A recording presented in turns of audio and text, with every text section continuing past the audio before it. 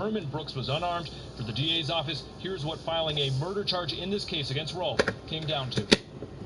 At the critical point of the shooting, what the evidence shows that he was some 18 feet 3 inches away. His back was turned, and I believe a reasonable person would. The mall's loading bay. It seems he hit the coke in various boxes. An attorney Lansky Russo representing Officer announcement today. The Russo details Brooks in that statement resisting the DUI arrest and punching Rolfe in the face. Rolfe's attorney says the officer used his taser twice with no effect on Brooks, and says Rolfe heard what he thought was a gunshot and saw a flash in front of him, and argues the use of force was justified under Georgia law. District Attorney Paul Howard today says he anticipates presenting this case in the future to a grand jury to see if the two officers will be indicted, but because of the ongoing COVID-19 pandemic, he believes he might not be able to present this case to a grand jury until October at the earliest. We'll send it back to you in studio. All right, Joe, thanks a lot for the update there. And folks, within the last half hour, the GBI tweeted that it was not aware of today's press conference before it was conducted. The agency was not consulted on charges filed by the district attorney. Despite today's occurrence, the GBI will complete its mission of completing an impartial and thorough investigation of this incident, and we will submit the file once completed to the Fulton County District Attorney's Office. And you know, shortly after the press conference, the house was led by protesters right outside the courthouse, demanding that Rolfe and Brosnan be arrested immediately. Howard spoke to the group and addressed some of their questions before leaving. And Fulton County DA Paul Howard spoke about Officer Kevin Brosnan willing to testify. But I spoke with Brosnan's attorney about 3 minutes ago. She said her client has not agreed to be a state's witness. She says it's just not true. Well, we are stunned that Devin is being charged at all.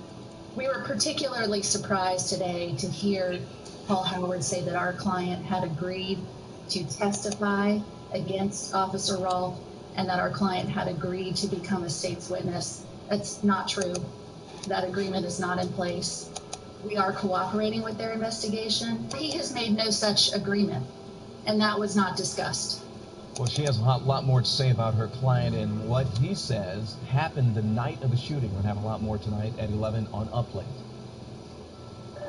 Less than an hour after the charges were announced, the family of Rayshard Brooks shared their thoughts in an emotional press conference. John Sherrick was there and joins us with more. And John, Brooks' wife talked about how painful it was today to learn more details about what happened. She did, and attorneys for the family of Rayshard Brooks and the family say that the charges against the officer amount to step 1. Step 2, they say, would be convictions on all charges. And Tamika Miller, the widow of Rayshard Brooks, said that she is grateful that the DA is investigating all of this, but she just can't bear to hear the details of what he's telling her happened to her husband. I was very hurt. I can't imagine being there. I don't know what I would have done if I would have seen that for myself.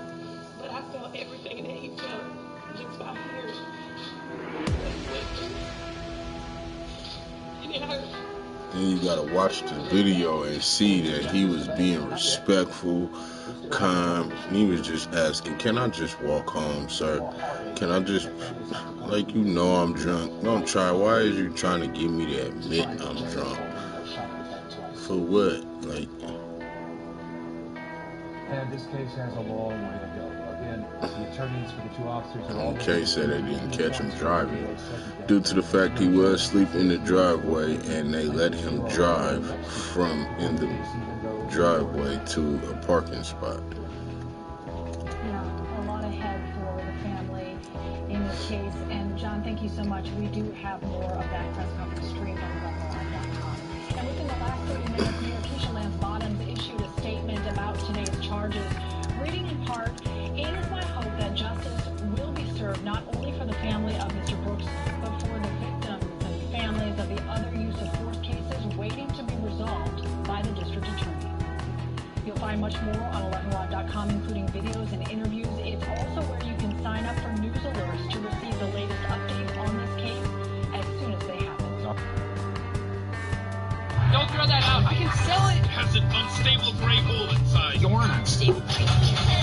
Guys, someone's going to prison. I'm a sunflower. Wow, it really is making her stronger.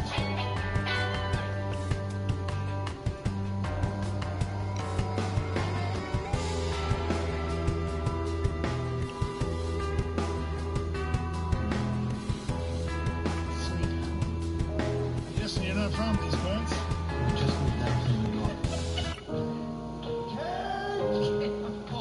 No peeking. Let's give it another try. There's no They reason. say having family is beautiful. But sometimes I don't know. Now find that stupid fuck and free him. Hopefully he's not too drunk to remember in which boxes he hid the cocaine.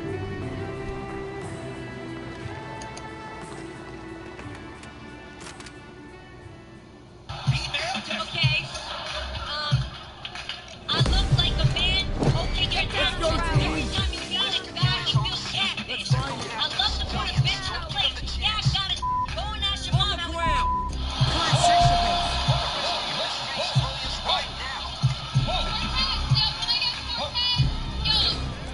Alright, Cortez, come here, buddy.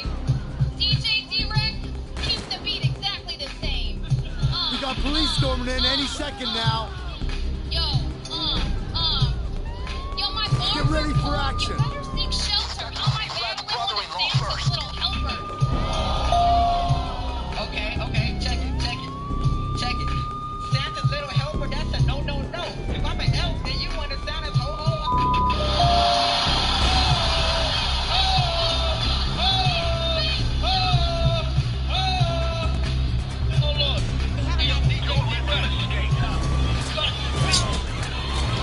Out of him in that bullshit.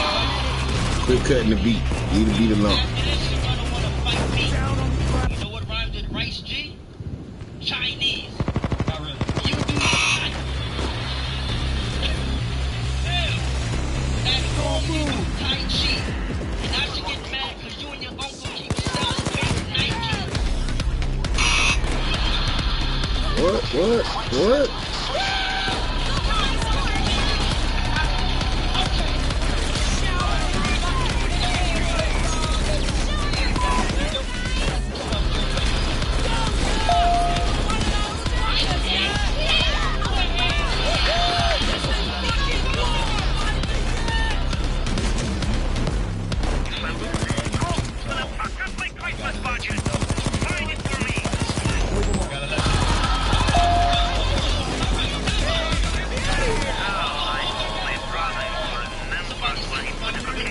You're my best friend.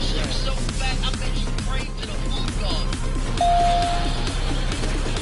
And like I said, with you, when you pick your hair, I know you lose massive teeth. You got a song called No reason to be bad luck being Santa, but you've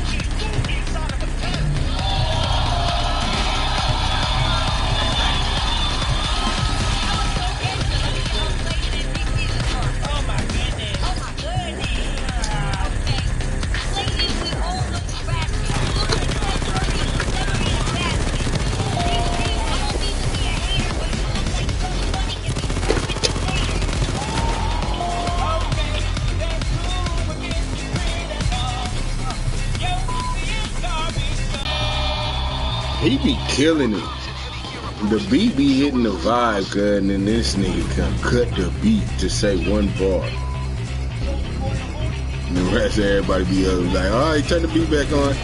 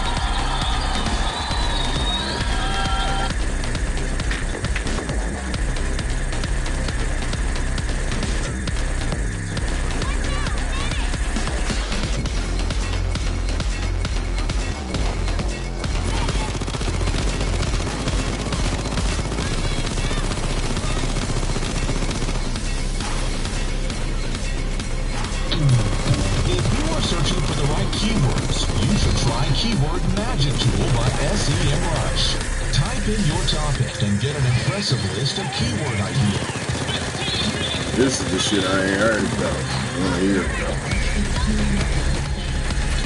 Let's go.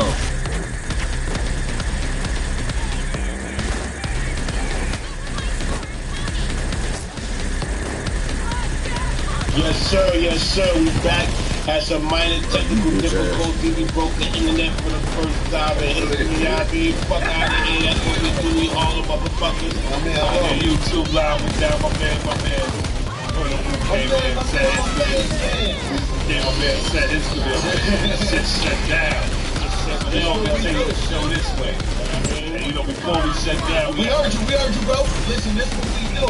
Check it. Before we shut down, we heard that the man Bridge popped up in the chat. Yeah, man, Bridge fucked the whole live up. Yeah, that shit wasn't running right. Yeah. Like he was running to the right. So can we talk about that no coming? That's not how you run. That's the way you run.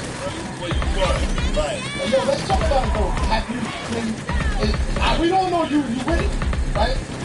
The bad pause. That's a very big statement. Yeah, what? You know what I mean? To do the battle, absolutely. So is he done? Is it happening or no? Nah. No, I'm just saying I'm like, you know what I'm saying? I'm with it. You're with the shit. He said he was with the battle, so you know what I mean? Let's do it. Yeah, it makes sense. But like, what's the problem though? Did you contact him? Who? Briz. Like, I mean, has Briz responded to? No. Because he says he's tired. We spoke, but that was like right after the situation. I heard about some shit that happened at a gas station. Is that real or was that propaganda? No. It was a real situation. Like, you know, he popped up at a gas station. Like I said before, me and Rex, my wife, we was coming. Right. We was at a gas station. The nigga, we was at a Wawa. Like the nigga just.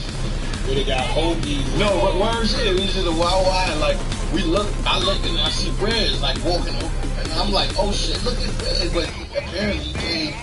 You know what I'm saying? He looked at me like, yo, what's up, yo? Let me holler at you.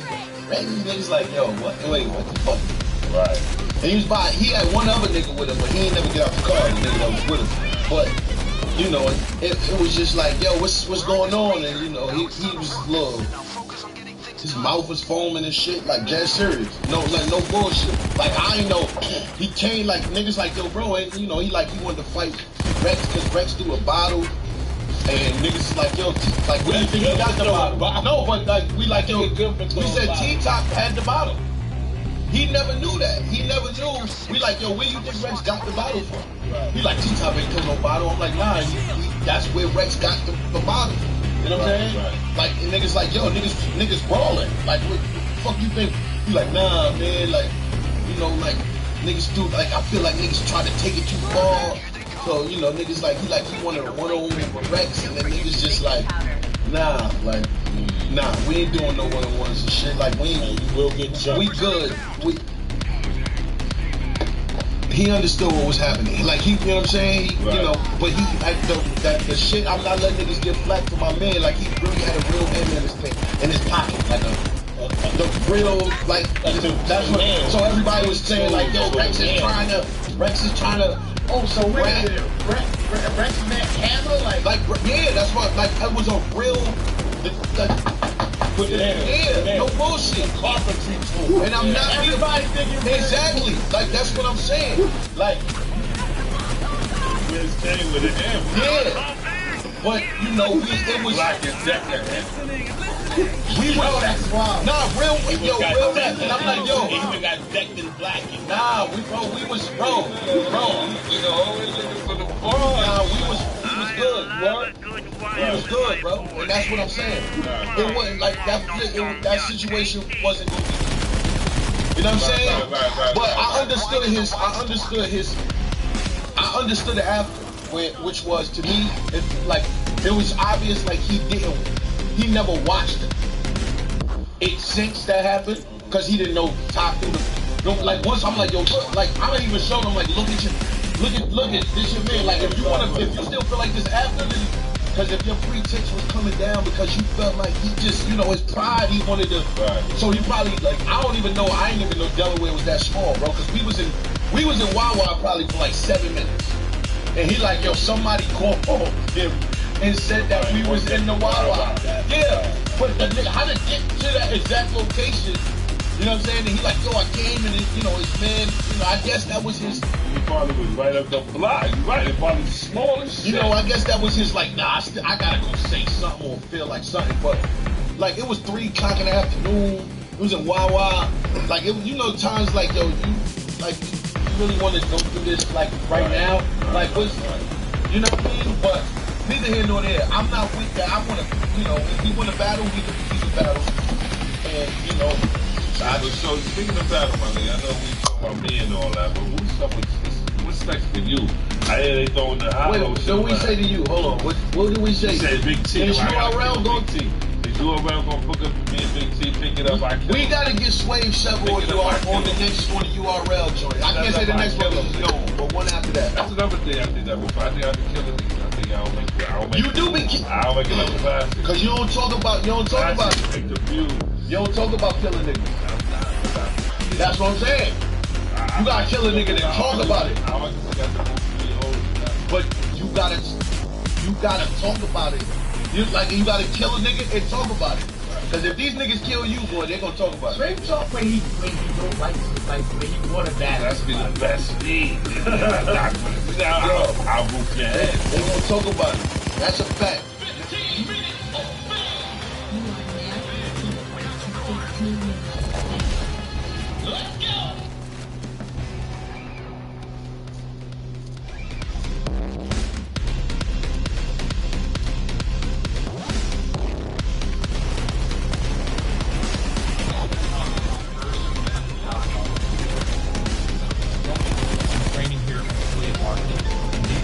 Checks.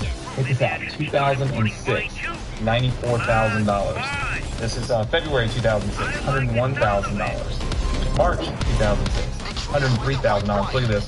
I've got just tons of these in here. This is a whole year's check where I would make product, not having to deal with the e-commerce, no type of product. All this stuff.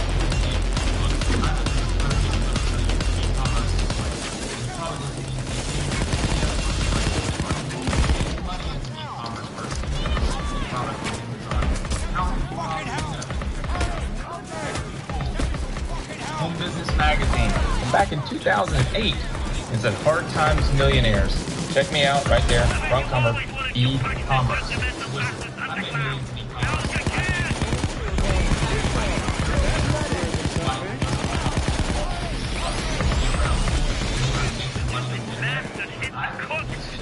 When I did this, I was literally sitting in that apartment. Actually, I started in a dorm room and I made this money because my parents lost their life saving money on the stock collapse, and I needed to make some money to help them.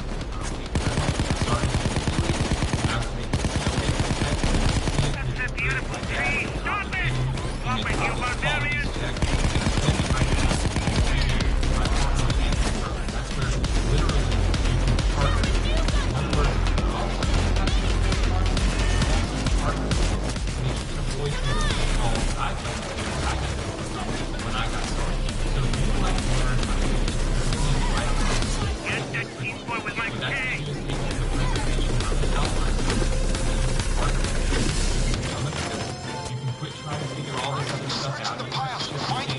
anything on Amazon, none of that stuff, right?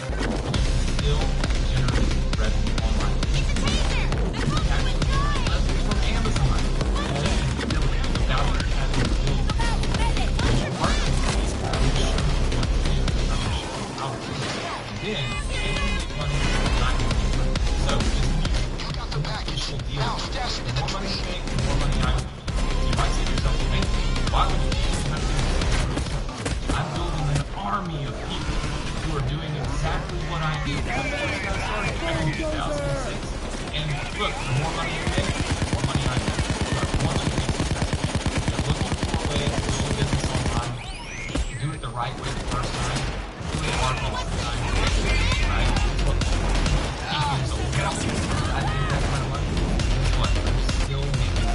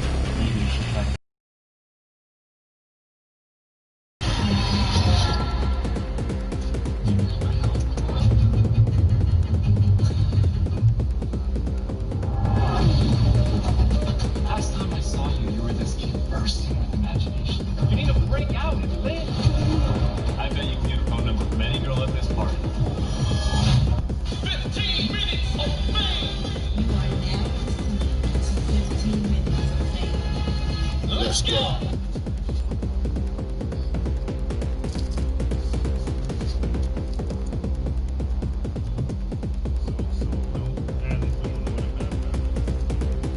I'm right, like what? It's always some magic. Like it's always some shit going on. I'm on it. It's not even bad. Your money is safe with us. Within the community. Look out, taser!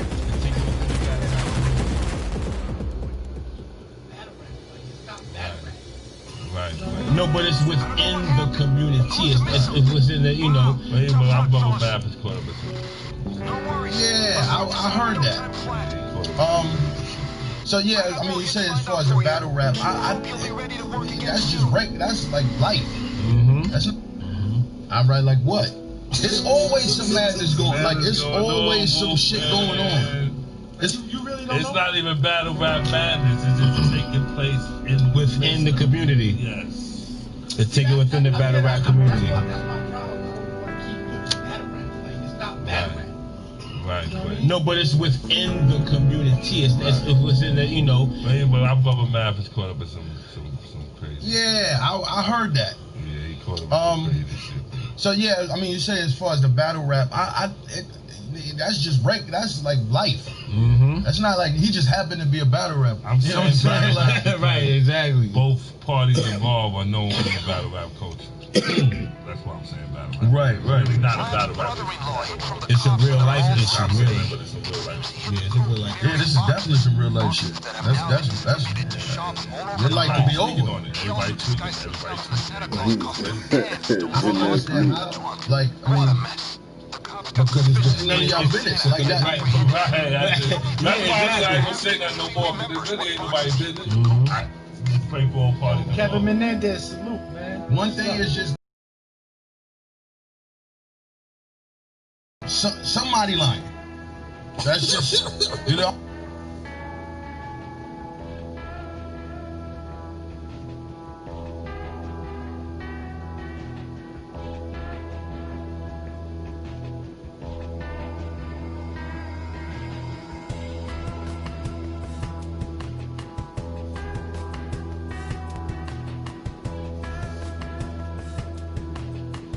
Welcome to Same Spit Different Face Podcast. Well, my opinions is facts, and if you don't like my opinions, you can start your own podcast. It is free, so don't forget to click the like button, the subscribe button, and the notification bell. Also, my Cash App and Hip Hop Artist of the Week in the description. How about all 5,000 of y'all be here every night? Be here every night. Be here every night.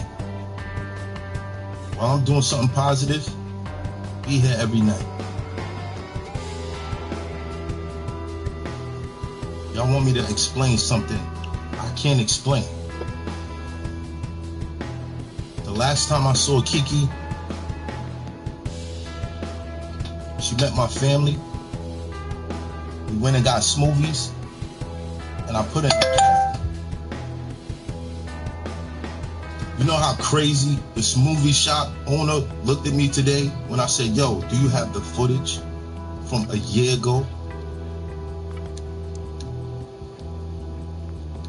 Do you have the footage from a year ago?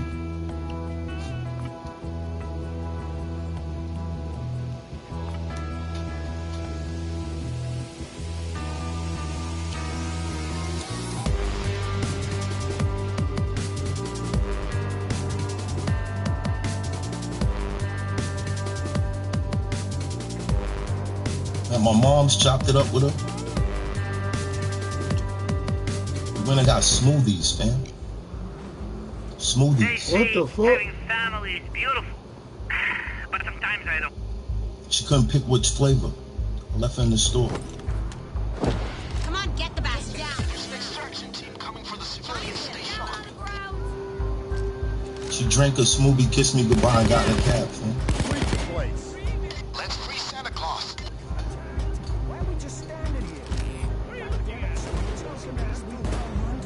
I didn't call her the whole week. She started texting me saying she needed to talk to me. Get on the phone with her, she's talking all crazy.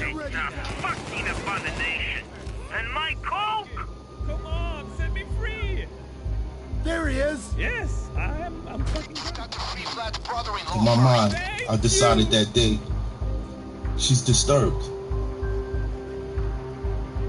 She gotta be.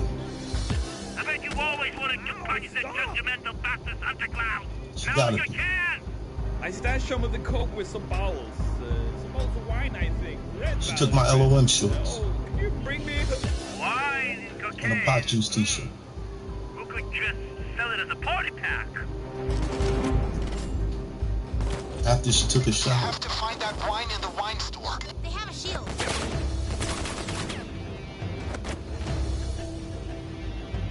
That's the shield.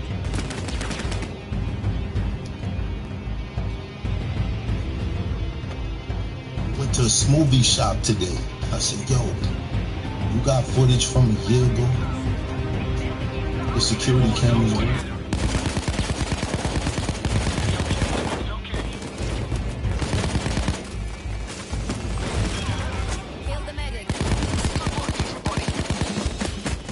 Y'all want me to explain something I can't explain.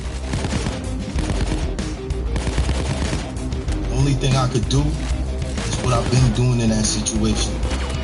Praying for her.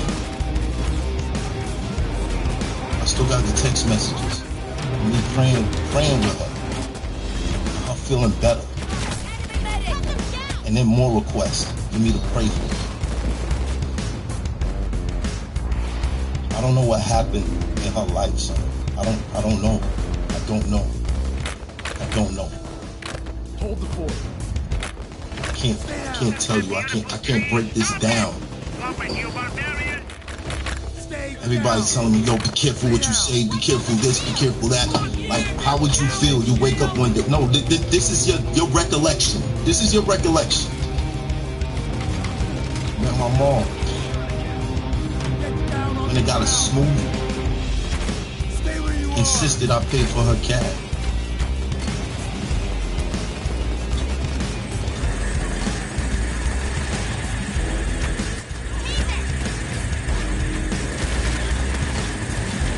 Kiss me goodbye.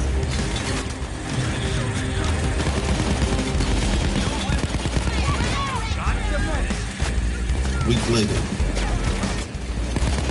she's doing something weird on the phone. Not even in the text message. The text message is like, yo, I need to talk to you. I was like, I'm gonna call you in 5 minutes. Da da da. All right, yo, I got these meetings to do, so I'm gonna have to hit you later. Blah blah blah blah blah blah.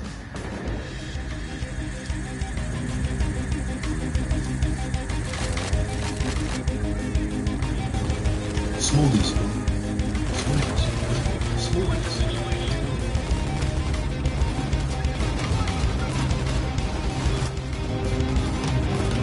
My LOM shorts. And I think a pot juice t-shirt. Wine, women, and song, and cocaine. Ho, ho, ho, ho. Merry Christmas. Shit, the drill is down. We need to fix it. This was a year ago. This was a year.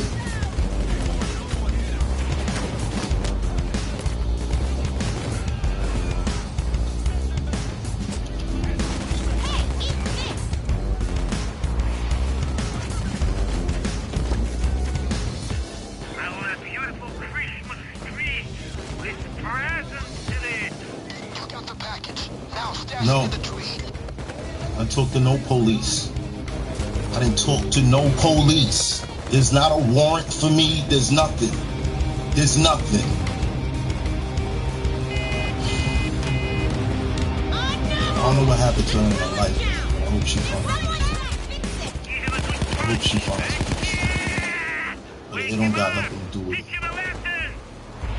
It don't got nothing to do with it. So whatever that is, whatever that.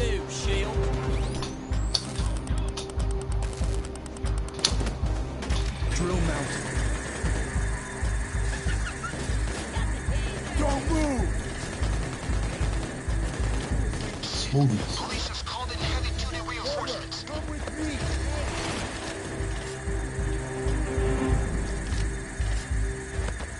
Stay where you are.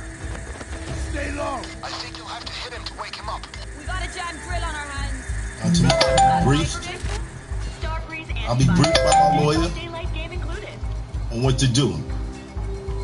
Well, understand, there's nothing I could do right now to stop that. There's nothing I could do. All this shit takes, it's a process. Wasn't nothing immediate that I can do. Like, stop. Seek help.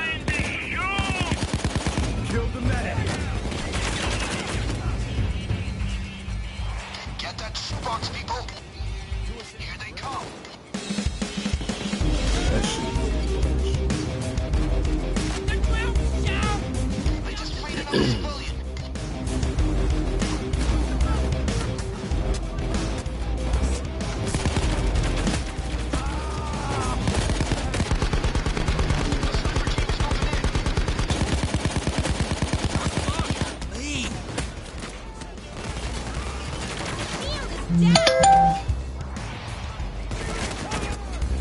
I'm gonna leave the rest to God.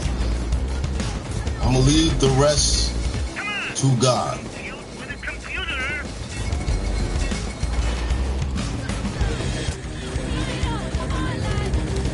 But for everybody who's here, because they think I did that shit, fuck you. Motherfucking door open. Someone's gonna fix it. We're here every night doing positive shit.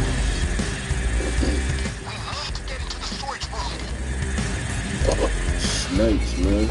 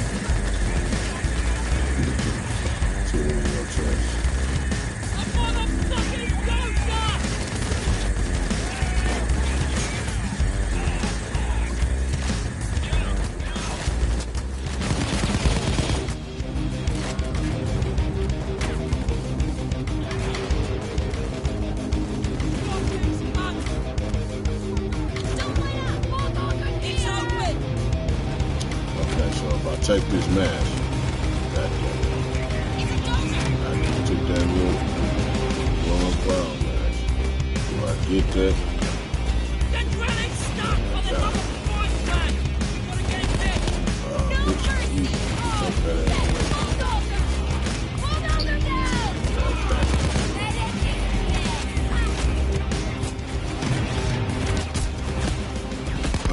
Get these niggas off of me, Goody.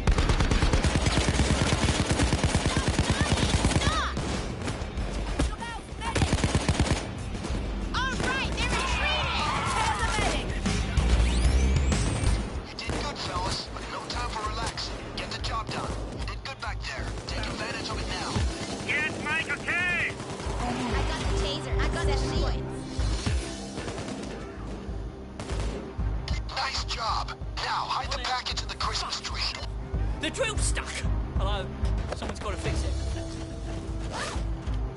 Gear up! We got a badass police force coming in!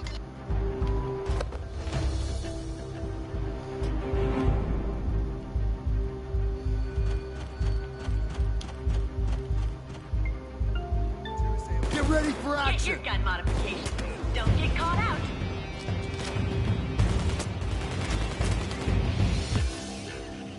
Jimmy, tag along!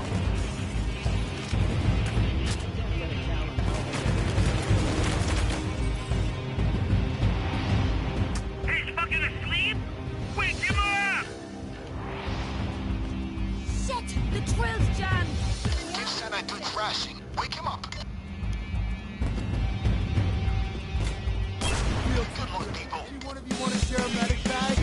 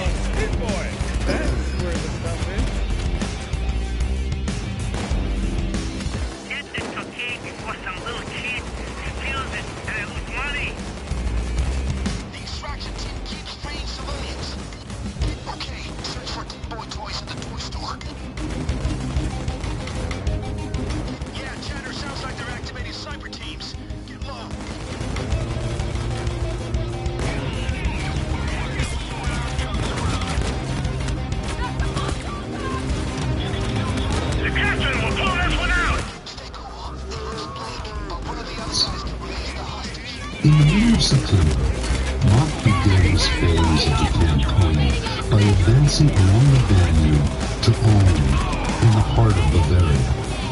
Having established his camp there, he felt hugely satisfied. Mark loathed disorder and uncertainty. He tried to think of everything in advance to come up with a clear plan and make sure everyone stuck to it. Clockwork warfare, he called it. He thought his plan was perfect. Nothing could go wrong. Napoleon was doomed. Mark had once been captured and forced to spend 3 years in France, where he had studied Napoleon's style of war. A key Napoleonic strategy was to make the enemy divide his forces, but now the trick was reversed. With trouble in Italy, Napoleon could not afford to send more than 70,000 French troops across the Rhine into Germany and Bavaria. The moment he crossed the Rhine, the Austrians would know his intentions and would act to slow his march. His army would need at least 2 months to reach Ulm and the Danube. By then, the Austrians would already have linked up with the Russians and swept through the Alsace and France. The strategy was as close to foolproof as any Mach had ever known. For Mach, the Russians could not arrive in Ulm too soon. Near the end of September, however, Mach began to sense something wrong. To the west of Ulm lay the Black Forest, between his own position and the French border. Suddenly, scouts were telling him that a French army was passing through the forest in his direction. Mach was bewildered. It made the best sense for Napoleon to cross the Rhine into Germany farther to the north, where his passage east would be smoother and harder to stop. But now, he was yet again doing the unexpected, funneling an army through a narrow opening in the Black Forest and sending it straight at Mach.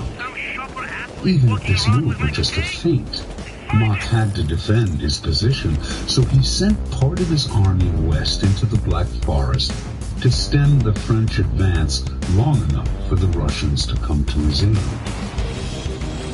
A few days later, Mach began to feel horribly confused.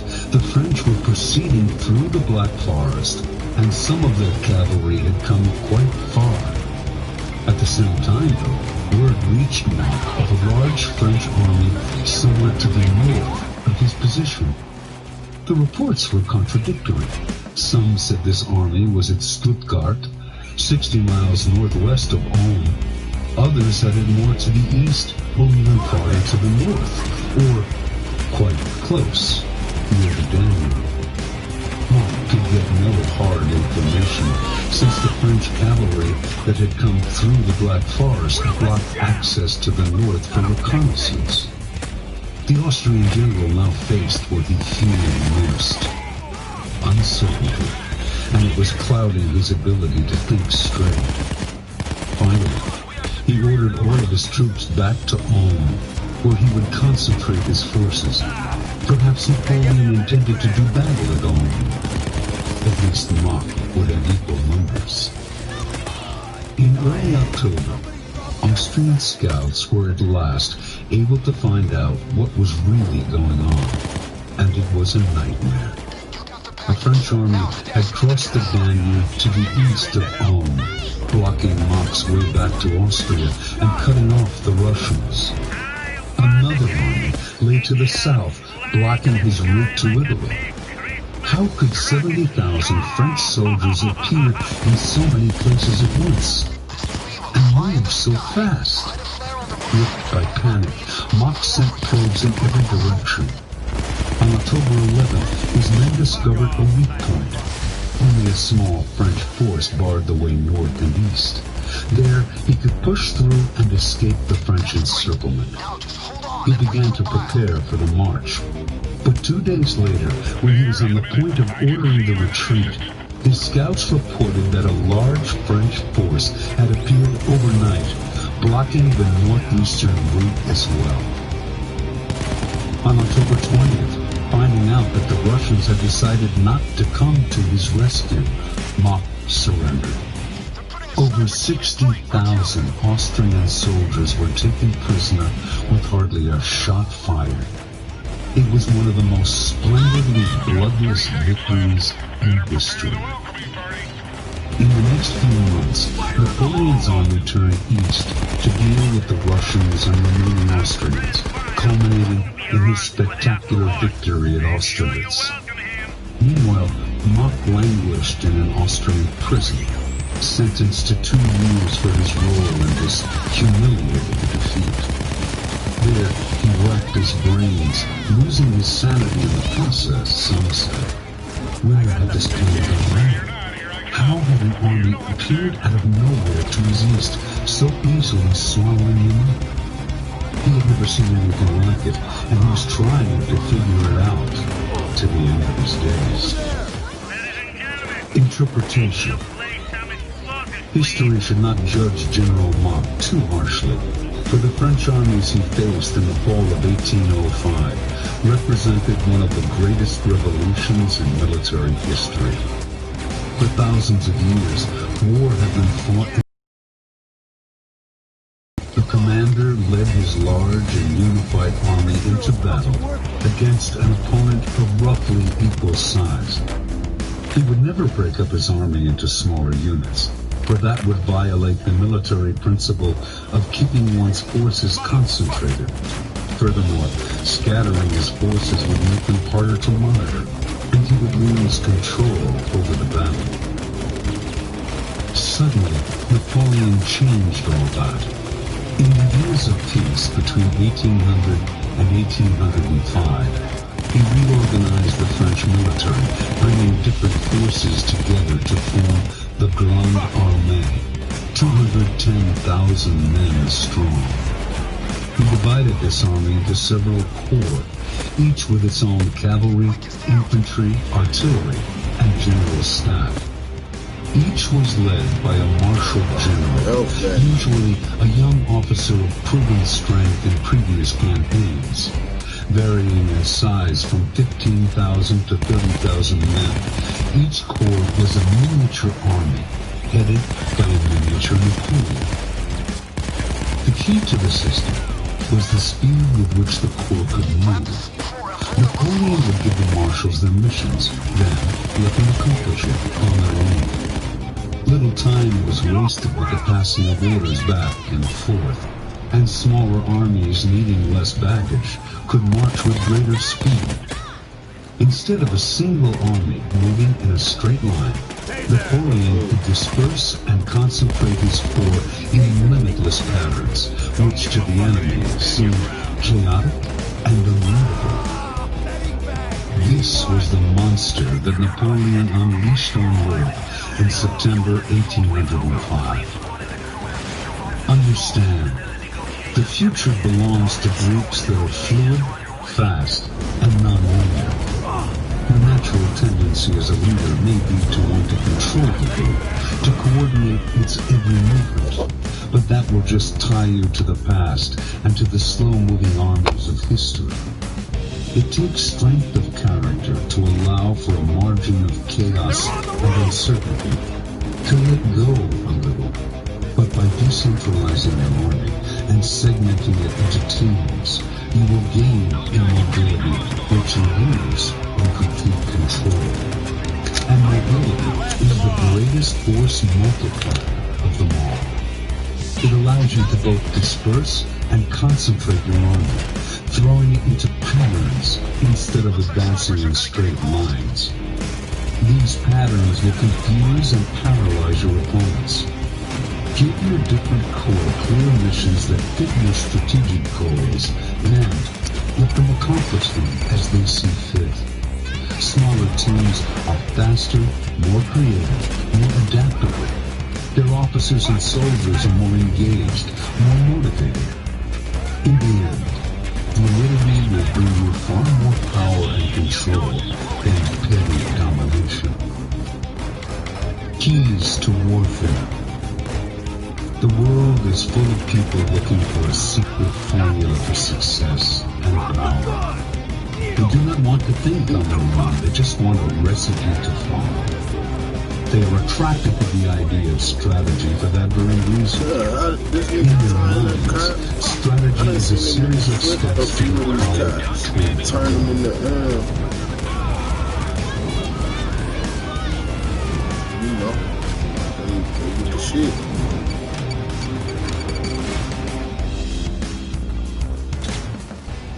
How they be doing that shit? But it be game miseries. Niggas be knowing how to do shit that the motherfuckers that created the game don't even know. Damn, nigga, I ain't know the game to do that, and I made it.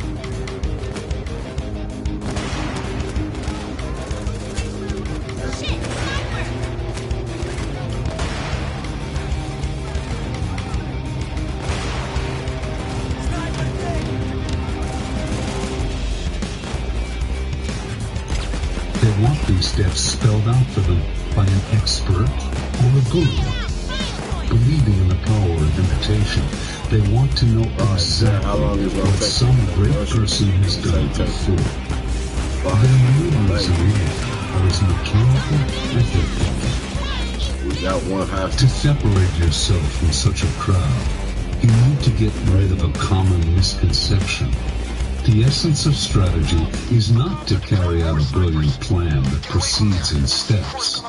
It is to put yourself in situations where you have more options than the enemy does. Instead of grasping at option A as the single right answer, true strategy is positioning yourself to be able to do A, B, or C, depending on the circumstances. That is strategic depth of thinking, as opposed to formulaic thinking. Sun Tzu expressed this idea differently. What you aim for in strategy, he said, is ship, a position of potential force. The position of a boulder perched precariously on a hilltop, say, or of a bowstring stretched taut. A tap on the boulder, the release of the bowstring, and potential force is violently unleashed. The boulder or arrow can go in any direction. It is geared to the actions of the enemy. What matters is not following preordained steps, but placing yourself in ship and giving yourself options. Napoleon had always aimed at his version of ship, and he perfected it in the 1805 campaign. Obsessed with structure and organization, he developed a core system, building flexibility into the very skeleton of his army. The lesson is simple. A rigid, centralized organization locks you into linear strategies. A fluid, segmented army gives you options and responsibilities for reaching ship. Structure is strategy. Perhaps the most important strategic choice you will make. Should you inherit a group, analyze its structure and alter it to suit your purposes. Pour your creative energy into its organization, making fluidity your goal. Finally, you need to structure your group according to the soldier's strengths and weaknesses, to their social circumstances. To do that, you must be attuned to the human side of your troops. You must understand them and the spirit of the times, inside and out. During the American Civil War, the Union generals struggled with the ragtag nature of their army. Unlike the disciplined, well-trained troops of the Confederacy, many Northern soldiers had been forcibly conscripted at the last minute. They were pioneers, rugged frontiersmen, and they were fiercely independent. Some generals tried desperately to instill discipline, and mostly they failed. Others just paid attention to map strategy while their armies continued to perform battle. General William Tecumseh Sherman had a different solution. He changed his organization to suit the personalities of his men. He created a more democratic army, encouraged initiative in his officers, let them dress as they saw fit. He loosened outward discipline to foster morale and group spirit. Like frontiersmen generally, his soldiers were restless and nomadic. So he exploited their mobility and kept his army in perpetual motion, always marching faster than his enemies could. Of all the Union armies, Sherman's were the most feared and performed the best. Like Sherman, do not struggle with your soldiers' idiosyncrasies, but rather turn them into a virtue, a way to increase your potential force. Be creative with the group's structure, keeping your mind as fluid and adaptable as the army you lead. Reversal. Even if you run a looser organization, there may be times when you will have to tighten it and give your officers less freedom. Wise generals set nothing in stone, always retaining the ability to reorganize their army to fit the times. Alright, bro, what is you doing, Black Area? 7. Transform your war into a crusade. Morale strategies. The secret to motivating people and maintaining their morale is to get them to think less about themselves and more about the group. Involve them in a cause, a crusade against a hated enemy. Make them see their survival as tied to the success of the army as a whole. In a group in which people have truly bonded, moods and emotions are so contagious that it becomes easy to infect your troops with enthusiasm. Lead from the front. Let your soldiers see you in the trenches, making sacrifices for the cause. That will fill them with the desire to emulate and please you. Make both rewards and punishments rare, but meaningful. Remember, a motivated army can work wonders, making up for any lack of material resources. The art of man management. Learn from history's great motivators and military leaders. The way to get soldiers to work together and maintain morale is to make them feel part of a group that is fighting for a worthy cause. That distracts them from their own interests and satisfies their human need to feel part of something bigger than they are. The more they think of the group, the less they think of themselves. They soon begin to link their own success to the group's. Their own interests and the larger interests coincide.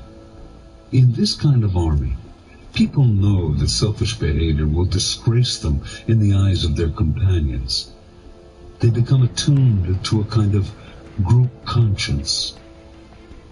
Morale is contagious. Put people in a cohesive, animated group, and they naturally catch that spirit. If they rebel or revert to selfish behavior, they are easily isolated.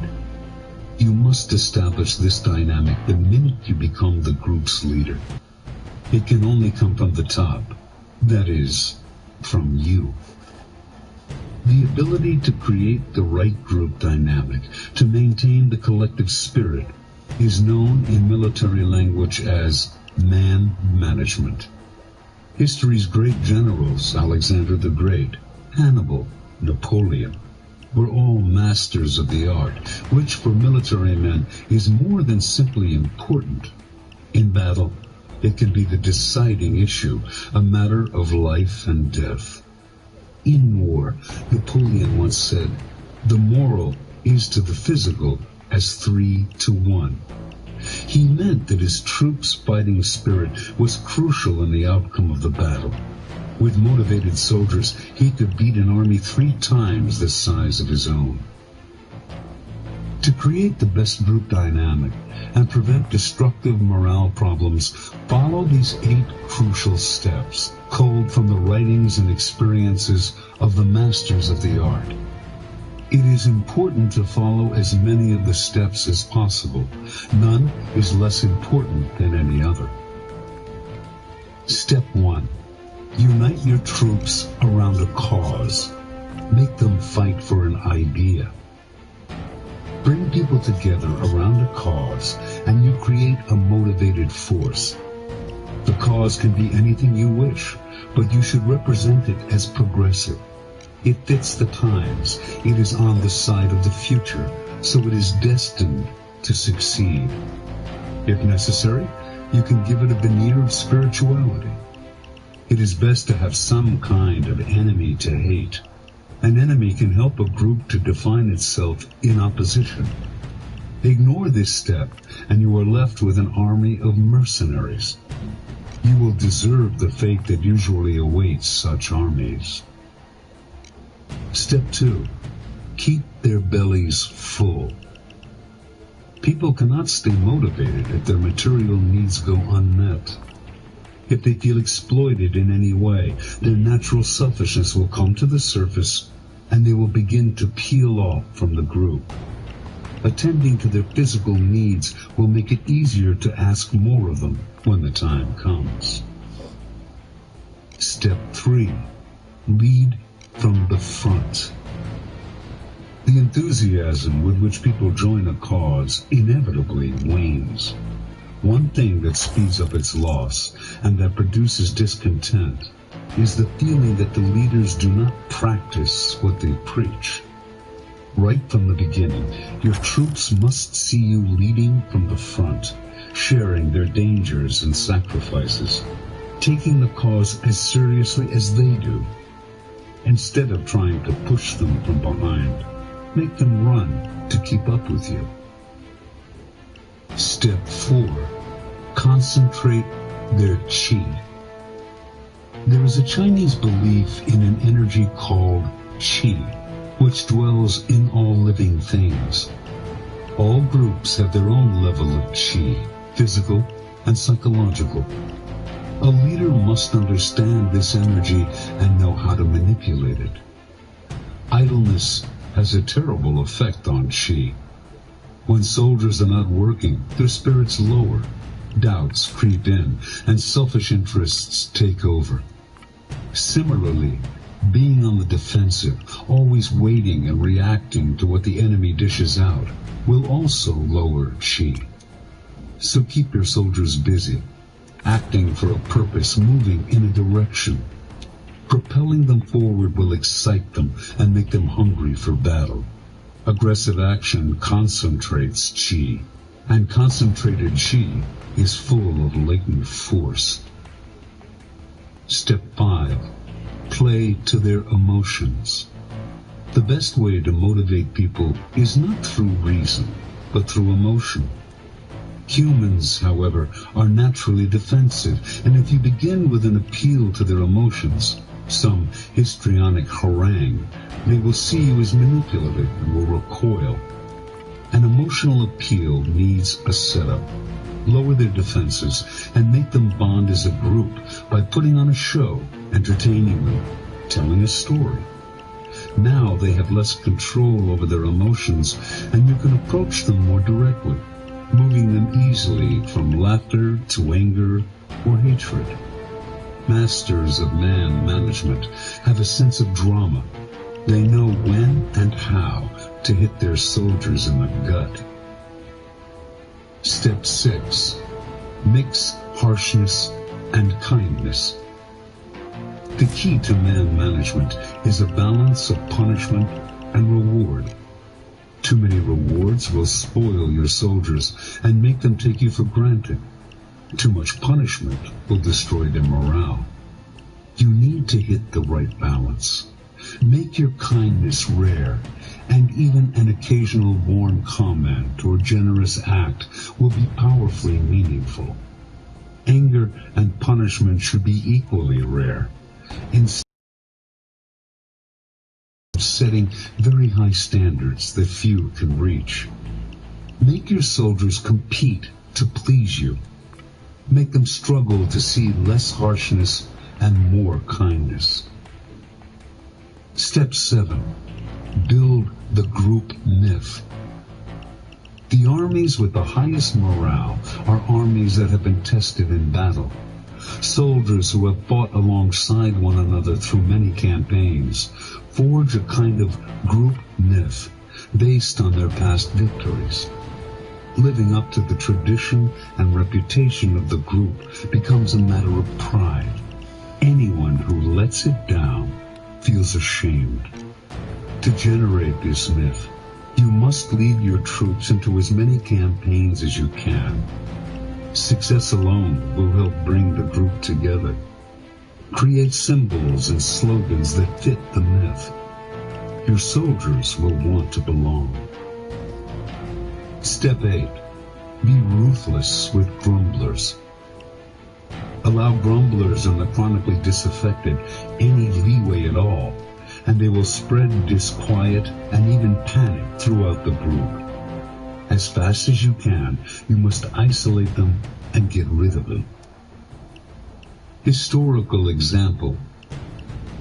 In the early 1630s, Oliver Cromwell, 1599-1658, a provincial gentleman farmer in Cambridgeshire, England, fell victim to a depression and to constant thoughts of death. Deep in crisis, he converted to the Puritan religion, and suddenly his life took a new turn. He felt he had experienced a direct communion with God. Now he believed in providence, the idea that everything happens for a reason and according to God's will. Whereas before he had been despondent and indecisive, now he was filled with purpose. He thought himself among God's elect. Eventually, Cromwell became a member of Parliament and a vocal defender of the common people in their grievances against the aristocracy. Yet he felt marked by providence for something larger than politics. He had visions of a great crusade. In 1642, Parliament, in a bitter struggle with Charles I, voted to cut off the king's funds until he agreed to limits on royal power. When Charles refused, civil war broke out between the Cavaliers, supporters of the king who wore their hair long, and the Roundheads, the rebels so called since they cropped their hair short. Parliament's most fervent supporters were Puritans like Cromwell, who saw the war against the king as his chance, more than his chance, his calling. Although Cromwell had no military background, he hurriedly formed a troop of 60 horsemen from his native Cambridgeshire. His aim was to incorporate them in a larger regiment, gain military experience by fighting under another commander, and slowly prove his worth. He was confident of ultimate victory, for he saw his side as unbeatable. After all, God was on their side, and all his men were believers in the cause of creating a more pious England. Despite his lack of experience, Cromwell was something of a military visionary. He imagined a new kind of warfare spearheaded by a faster, more mobile cavalry, and in the war's first few months, he proved a brave and effective leader. He was given more troops to command, but soon realized that he had grossly overestimated the fighting spirit of those on his side. Time and again, he led cavalry charges that pierced enemy lines, only to watch in disgust as his soldiers broke order to plunder the enemy camp. Sometimes he tried to hold part of his force in reserve to act as reinforcements later in the battle, but the only command they listened to was to advance, and in retreat, they were hopelessly disordered. Representing themselves as crusaders, Cromwell's men were revealed by battle as mercenaries, fighting for pay and adventure. They were useless. In 1643, when Cromwell was made a colonel at the head of his own regiment, he decided to break with the past. From now on, he would recruit only soldiers of a certain kind, men who, like himself, had experienced religious visions and revelations. He sounded out the aspirants, tested them for the depth of their faith. Departing from a long tradition, he appointed commoners, not aristocrats, as officers. Cromwell made his recruits sing psalms and pray together.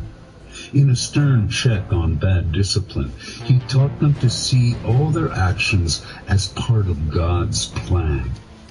And he looked after them in an unusual way for the times, making sure they were well fed, well clothed, and promptly paid.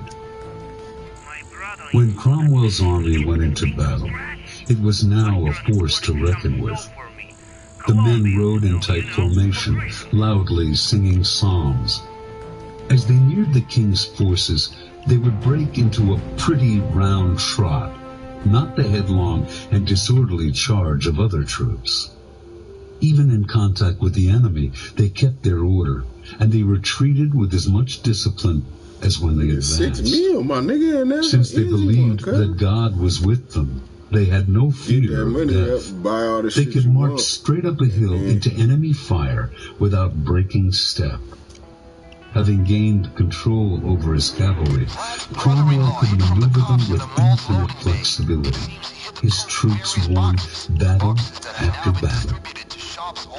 In 1645, Cromwell was named Lieutenant General of the Cavalry in the new model army. That year, at the Battle of Naseby, his disciplined regiment was crucial in the Roundheads' victory. A few days later, his cavalry finished off the Royalist forces at Langport, effectively putting an end to the first stage of the Civil War. Interpretation. That Cromwell is generally considered one of history's great military leaders is all the more remarkable, given that he learned soldiery on the job. During the second stage of the Civil War, he became head of the Roundhead armies, and later, after defeating King Charles and having him executed, he became Lord Protector of England. Although he was ahead of his times with his visions of mobile warfare, Cromwell was not a brilliant strategist or field tactician.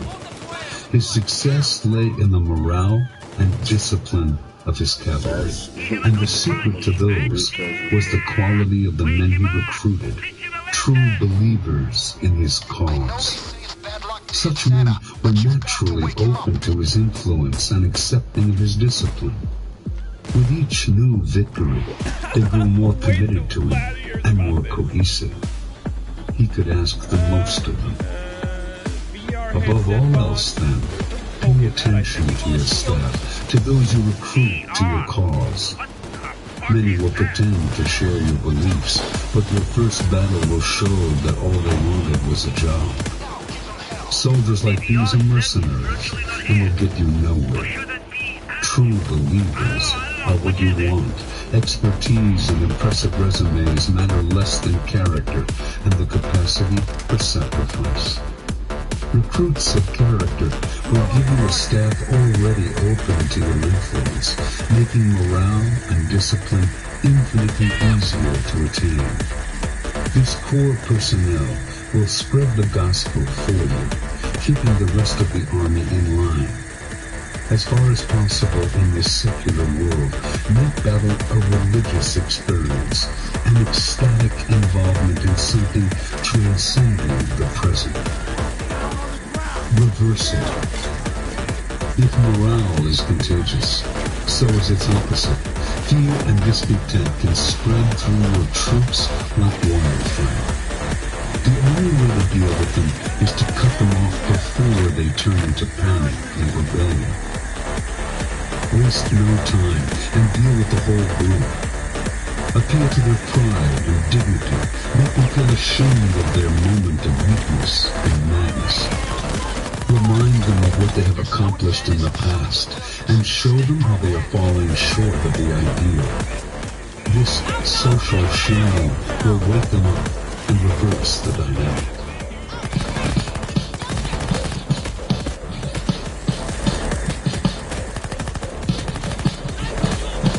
Part 3. Defensive warfare. To fight in a defensive manner is not a sign of weakness. It is the height of strategic wisdom, a powerful style of waging war. Its requirements are simple. First, you must make the most of your resources, fighting with perfect economy and engaging only in battles that are necessary. Second, you must know how and when to retreat, luring an aggressive enemy into an imprudent attack. Then, waiting patiently for his moment of exhaustion, launch a vicious counterattack. In a world that frowns on displays of overt aggression, the ability to fight defensively, to let others make the first move and then wait for their own mistakes to destroy them, will bring you untold power. Because you waste neither energy nor time. You are always ready for the next inevitable battle. Your career will be long and fruitful. To fight this way, you must master the arts of deception. By seeming weaker than you are, you can draw the enemy into an ill-advised attack. By seeming stronger than you are, perhaps through an occasional act that is reckless and bold, you can deter the enemy from attacking you. In defensive warfare, you are essentially leveraging your weaknesses and limitations into power and victory. The following 4 sections will instruct you in the basic arts of defensive warfare: economy of means, counterattack, intimidation, and deterrence, and how to retreat skillfully and lie low when under aggressive attack. 8.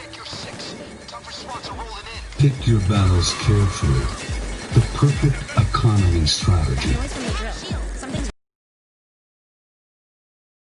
Our energies and skills will take us only so far. Danger comes from trying to surpass our limits.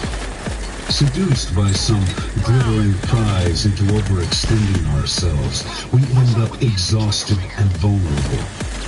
You must know your limits and pick your battles carefully. Consider the hidden costs of a war. Time lost, political goodwill squandered, an embittered enemy bent on revenge.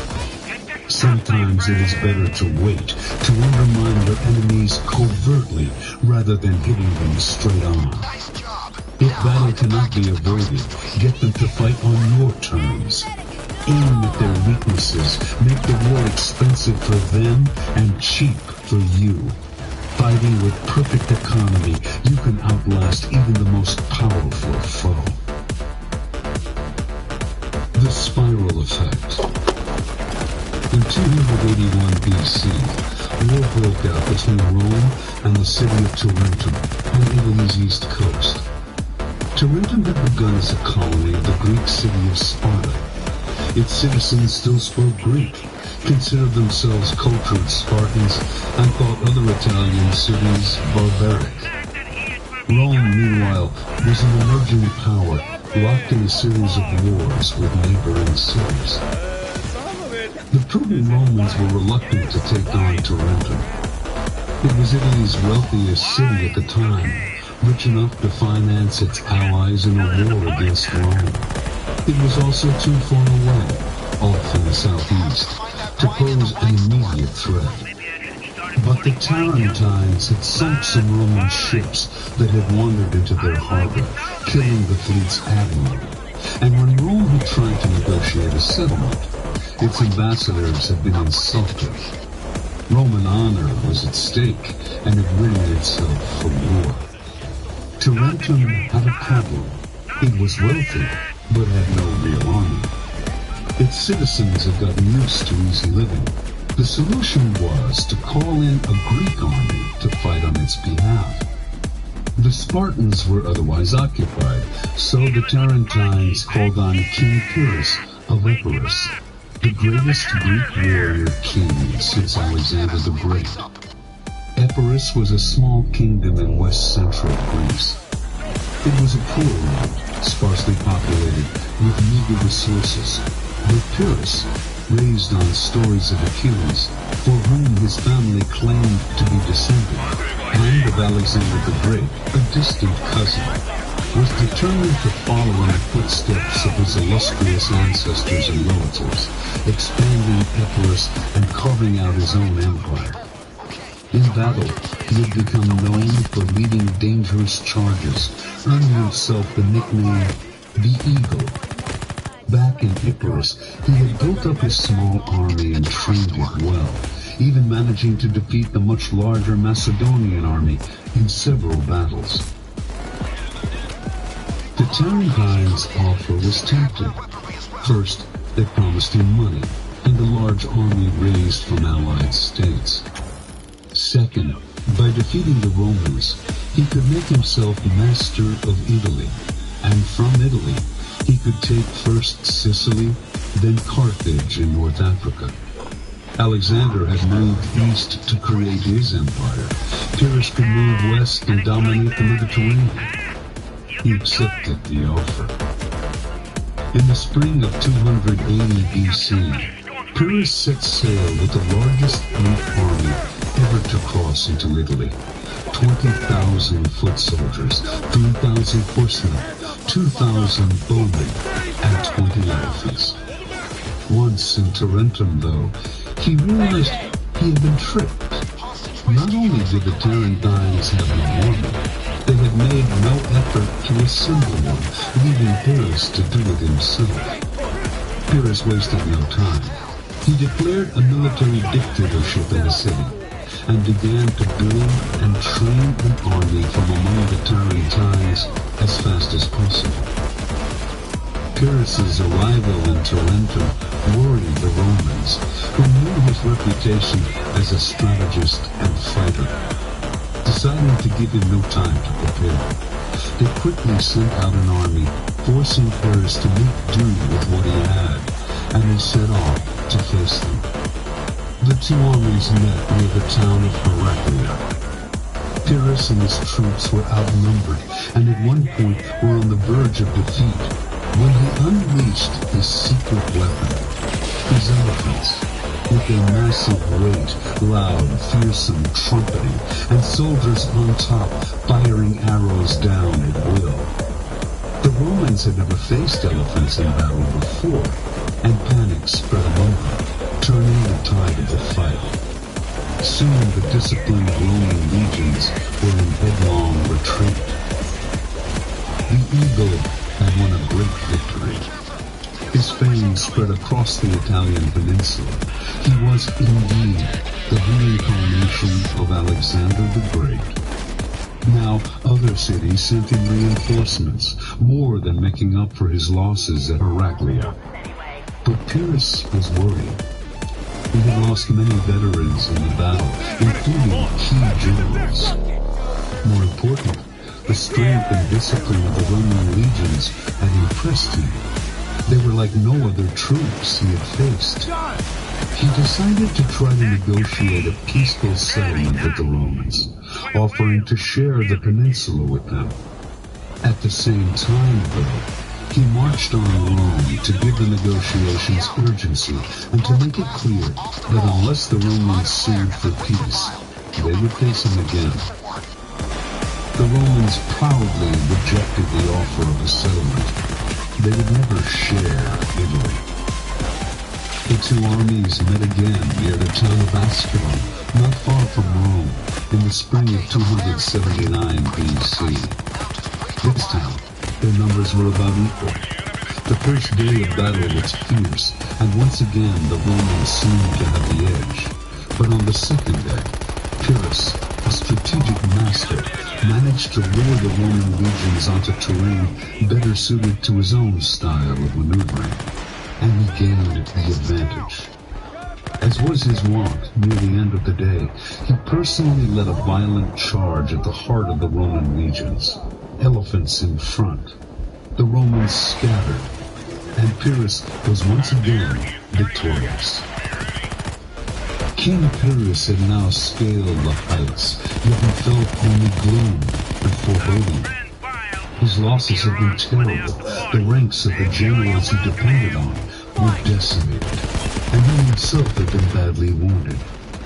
At the same time, the Romans seemed inexhaustible, undaunted by their defeat. When congratulated on his victory at Asculum, he replied, "If we defeat the Romans in one more such battle, we shall be totally ruined." Pyrrhus, however, was already ruined. His losses at Asculum were too large to be quickly replaced, and his remaining forces were too few to fight the Romans again. His Italian campaign was over. Interpretation. From the story of King Pyrrhus and his famous lament after the Battle of Asculum comes the expression Pyrrhic victory, signifying a triumph that is as good as a defeat, for it comes at too great a cost. The victor is too exhausted to exploit his win, too vulnerable to face the next battle. And indeed, after the victory, Pierce staggered from one disaster to the next. His army never quite strong enough to defeat his growing hosts of enemies. This culminated in his untimely death in battle, ending Epirus's hopes to become a power in Greece. Pyrrhic victories are much more common than you might think. Excitement about a venture's prospects is natural before it begins, and if the goal is enticing, we unconsciously see what we want to see. More of the possible gains, fewer of the possible difficulties. The further we go, the harder it becomes to pull back and rationally reassess the situation. In such circumstances, the costs tend not just to mount, they spiral out of control. If things go badly, we get exhausted, which leads us to make mistakes, which lead to new unforeseen problems, which in turn lead to new costs. Any victories we might have along the way are meaningless. Understand, the more you want the prize, the more you must compensate by examining what getting it will take. Look beyond the obvious costs and think about the intangible ones. The goodwill you may squander by waging war, the fury of the loser if you win, the time that winning may take, your debt to your allies. You can always wait for a better time. You can always try something more in line with your resources. Remember, history is littered with the corpses of people who ignored the costs. Save yourself unnecessary battles and live to fight another day. Keys to warfare. War is a balance of ends and means. A general might have the best plan to achieve a certain end, but unless he has the means to accomplish it, his plan is worthless. Wise generals through the ages, then, have learned to begin by examining the means they have at hand, and then to develop their strategy out of those tools. That is what made Hannibal a brilliant strategist.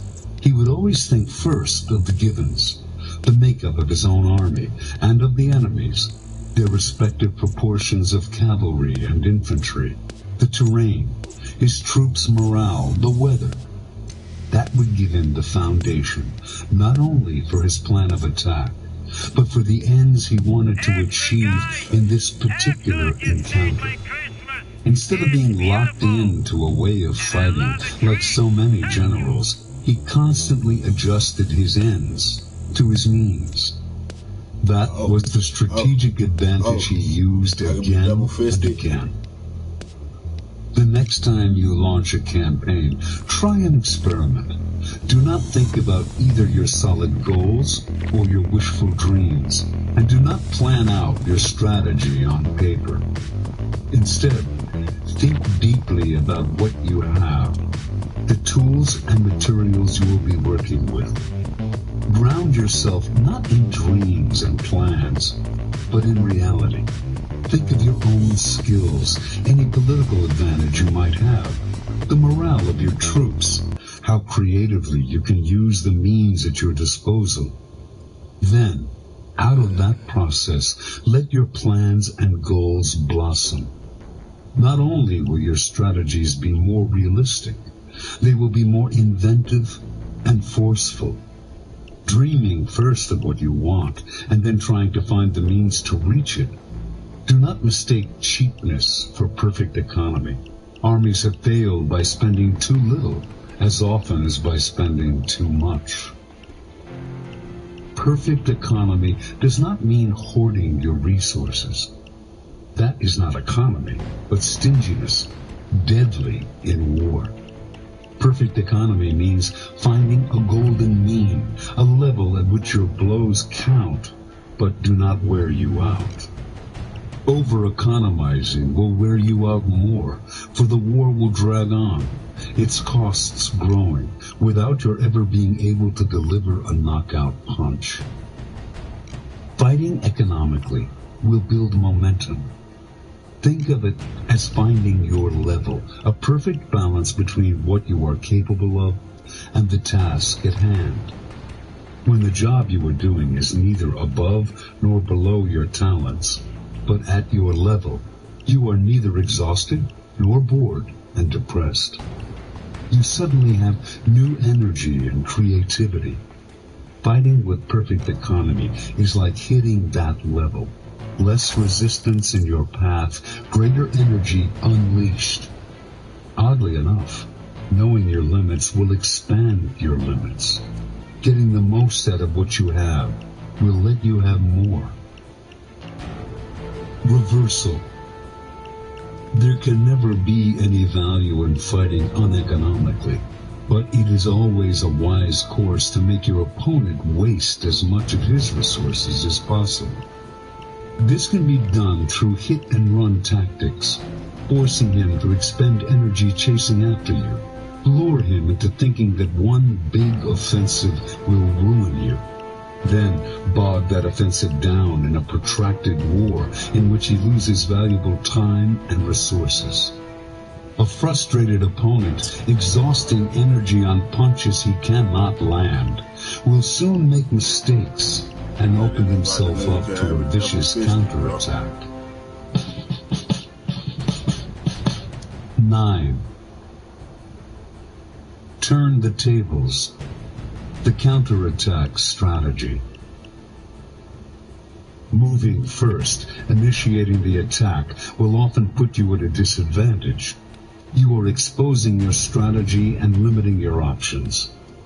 Instead, discover the power of holding back and letting the other side move first, giving you the flexibility to counterattack from any angle. If your opponents are aggressive, bait them into a rash attack that will leave them in a weak position. Learn to use their impatience, their eagerness to get at you, as a way to throw them off balance and bring them down. In difficult moments, do not despair or retreat. Any situation can be turned around. If you learn how to hold back, waiting for the right moment to launch an unexpected counterattack, weakness can become strength. Jiu-Jitsu. In 1920, the Democratic Party nominated Ohio Governor James Cox as its candidate to succeed the retiring President Woodrow Wilson. At the same time, it named 38-year-old Franklin Delano Roosevelt as its vice presidential nominee. Roosevelt had served as the Assistant Secretary of the Navy under Wilson. More important, he was the cousin of Theodore Roosevelt, still very popular after his presidency in the first decade of the century. The Republican nominee was Warren G. Harding, and the campaign was a grueling affair. The Republicans had a lot of money. They avoided talking about the issues and played up Harding's folksy image. Cox and Roosevelt responded to the Republicans by going on a vigorous offensive, basing their campaign on a single issue of Wilson's, American participation in the League of Nations, which they hoped would bring peace and prosperity. Roosevelt campaigned all over the country, delivering speech after speech. The idea was to counter the Republicans' money with sheer effort. But the race was a disaster. Harding won the presidency in one of the biggest landslides in American electoral history. The following year, Roosevelt was stricken with polio and lost the use of his legs. Coming just after the disastrous 1920 campaign, his illness marked a turning point in his life. Suddenly made aware of his physical fragility and mortality, he retreated into himself and reassessed. The world of politics was vicious and violent. To win an election, people would do anything, stooping to all kinds of personal attacks. The public official moving in this world was under pressure to be as unscrupulous as everyone else and survive as best he could. But that approach did not suit Roosevelt personally and took too much out of him physically. he decided to craft a different political style, one that would separate him from the crowd and give him a constant advantage. In 1932, after a stint as governor of New York, Roosevelt ran as the Democratic presidential nominee against the Republican incumbent, Herbert Hoover. The country was in the midst of the Depression, and Hoover seemed incapable of dealing with it. Given the weakness of his record, a defensive hand was a difficult one for him to play, and, like the Democrats in 1920, he went vigorously on the offensive, attacking Roosevelt as a socialist. Roosevelt, in turn, traveled the country, speaking on his ideas for getting America out of the Depression. He didn't give many specifics, nor did he respond to Hoover's attacks directly, but he radiated confidence and ability. Hoover, meanwhile, seemed shrill and aggressive. The Depression would probably have doomed him to defeat whatever he did. But he lost far bigger than expected. The size of Roosevelt's victory, nearly an electoral sweep, surprised one and all. In the weeks following the election, Roosevelt essentially hid from public view. Slowly, his enemies on the right began to use his absence to attack him, circulating speculation that he was unprepared for the challenge of the job. The criticisms became pointed and aggressive. At his inauguration, however, Roosevelt gave a rousing speech, and in his first months in office, now known as the 100 Days, he switched from the appearance of inactivity to a powerful offensive, hurrying through legislation that made the country feel as if something were finally being done. The sniping died. Over the next few years, this pattern repeatedly recurred. Roosevelt would face resistance. The Supreme Court, say, would overturn his programs, and enemies on all sides, Senator Huey Long and Labor leader John L. Lewis on the left, Father Charles Coughlin and wealthy businessmen on the right, would launch hostile campaigns in the press. Roosevelt would retreat, ceding the spotlight. In his absence, the attacks would seem to pick up steam, and his advisors would panic. But Roosevelt was just biding his time.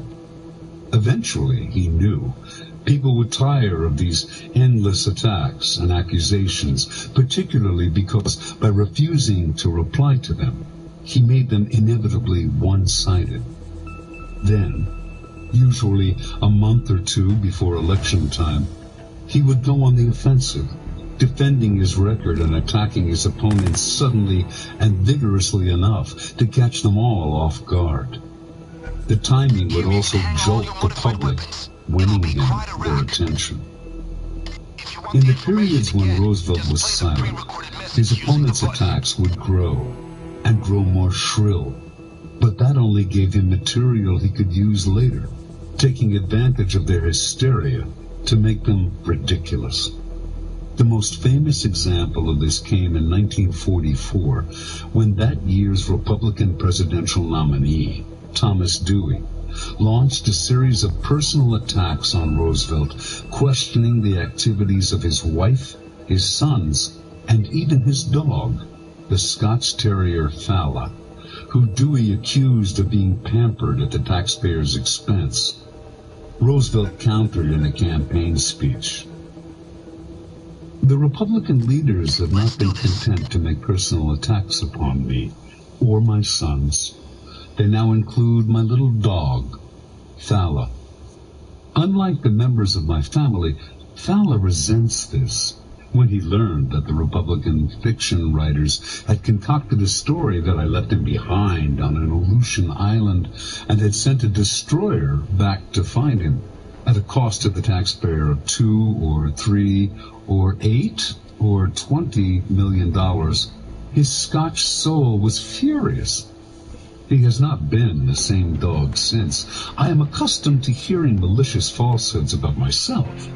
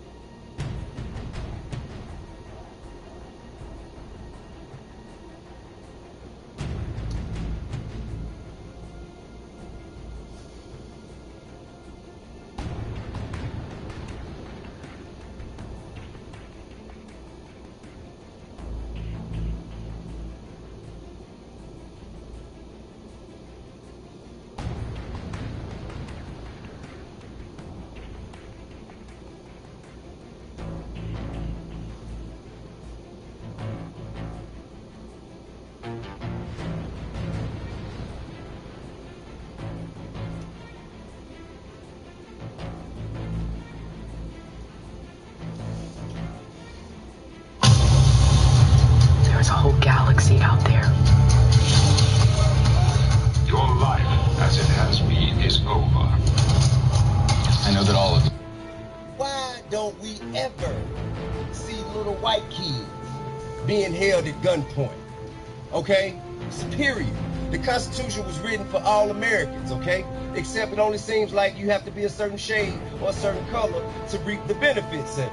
Why are only people of color, young black boys, young black girls being gunned down at the hands of policemen and using excuses like BB guns, water guns? There are little white boys that got real rifles that go hunting every day, every week with their grandparents and parents. They aren't being held at gunpoint. So that's what we here for. Let's not mix words and pretend like we don't understand what we dealing with right here. All right? Let's not do that. And it's important to note that this isn't an isolated incident, right? What we've been fighting for, and I think a lot of people, what we've been fighting for is not just about George Floyd. It's not just about Breonna Taylor. It's not just about Ahmaud Arbery. All of us, every day, all the time. It's really the system. That's why we've been advocating for these police departments to fix the problem completely, wipe it clean, and start from the beginning and rebuild. It's about the system. And the truth is, this is not an isolated incident. When I posted that video yesterday, so many people from Clayton County began DMing me, telling me their story, saying, that happened to me, I was innocent, I didn't do anything. That's the problem. The problem is you can't say that there's no issue here, because it is. And this was an isolated incident that happened to be caught on camera by concerned citizens who fear for the police in this community. If there was no problem, if policing was great, the community would not have feared in the way that they did and intervened in the way that they did. So that's the problem. The problem is Clayton County and its use of force and its history. And that's what we're advocating for today. This is an isolated incident.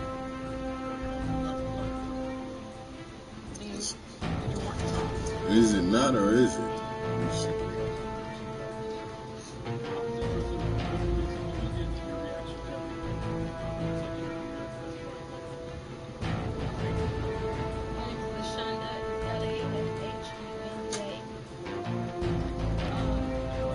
Jackie told me anything. I actually found out about the video this morning. My daughter, all the way in Ohio, sent me the video.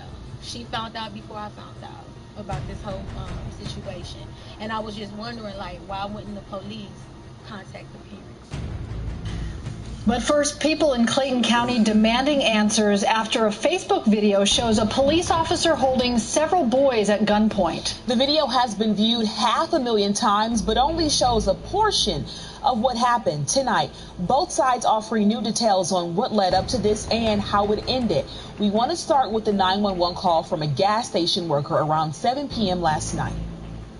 Yeah, 5 kids came inside my store. They're trying to steal and all that, but one of them has a gun. Are they in there now? No, 2 in the parking lot right now, and 2 just raised the gun and just went down the street. They came back again in the parking lot, and they're fighting outside in the parking lot. Anyone else have any weapons? One of them has a gun. An officer was sent to respond and soon found a group of kids nearby that matched the 911 caller's description. Police just released 17 minutes worth of that officer's body cam. In it, you can hear the officer talking to the boys along with the crowd that soon gathers. We've edited the video down due to the length. Stop! All of y'all, stop! Get your hands up! Up! Walk towards me! Get your hands up! You're gonna get hurt! Get your hands up! Get your hands up! Now listen to me so you don't get hurt. Listen to me. Keep your hands up. Man called and said they had a gun. Don't move. Don't move.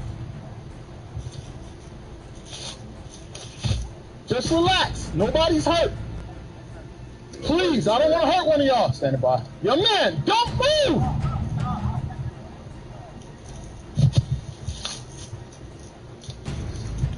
Why does the guy think one of y'all have a gun? Okay, then we good. We good. Don't move. Y'all gonna make me nervous. We chilling right now. Ready? I need a 73. I got a crowd forming on me. Relax, guys. Don't worry about them. Don't worry about them. Back up. You ain't got nothing to do with this. You ain't got nothing to do with this. We've had a good conversation, all right? Don't pay no attention to the crowd. All right, y'all just relax. Y'all know why I'm here. I told you why I'm here, right? All right, so don't pay no attention to them. I'm not Superman. I can't see through their clothes. I'm not checking by myself, guys. I'm 1 against 5. Because I'm being safe. I don't care. All right, turn around. Relax. Listen, I stopped y'all because of what's going on. We're going to walk back over here to the store, and we're going to go from there, guys, okay? All this that they're doing, I'm not worried about that. I'm worried about what we had going on. Nobody got disrespected. Nobody got hurt, right? All right, that's it. Let's walk back over there. After patting the boys down, the boys and officer went back to the gas station. Police say the boy showed him this BB gun that had been tossed in the bushes. Police say it looked like a real semi-automatic pistol before letting the boys go. The officer say he warned them of the danger of carrying around a BB gun that looks like a real gun. Let's go live now to Joe Hankey. Now, Joe, you just talked to one of the boys and their mother. That's right, Aisha, that young boy named Kamari. He tells me he feared for his life, and he didn't even know if he was going to make it out of this situation alive. Meanwhile, his mother tells... See? That's why I had to watch the video for myself.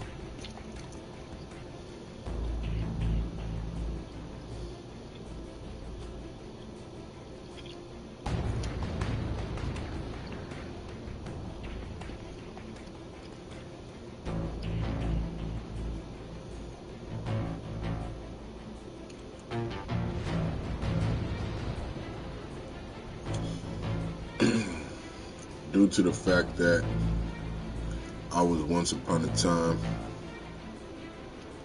those young men, I know the truth is the gas station man was telling the truth.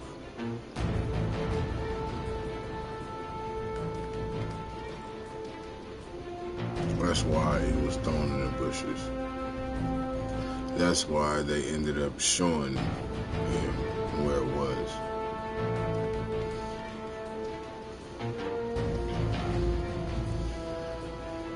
So, the truth of the matter is, when it comes to things like that, you can't cause a straight outrage and a protest over that, because the store man did not know that it was a BB gun. And I'm pretty sure they wasn't telling him it's a BB gun. They was like, alright, because they was little kids. So, therefore, yes, the officer should have been able to just get out his car, roll up on them, and, you know, I remember when the suckers had rolled up on us one time, and when we was kids, like, but we was shooting dice and shit, and they sure hopped out on us and made us all get up against the wall and shit. But they hopped out and like walked up and made us get up against the wall. They didn't. Immediately guns drawn. But that's that one time.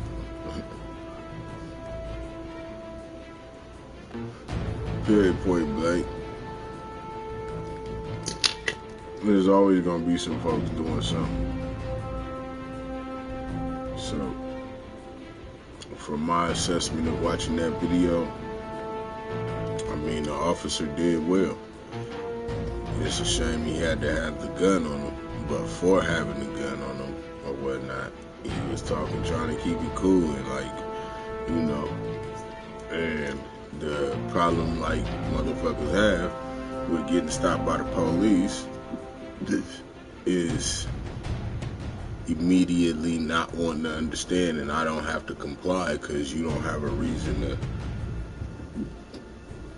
stop me. So they saying stop, and you like stop and doing all kind of, they're saying don't, and you're like, man, you can't even pop and all the shit.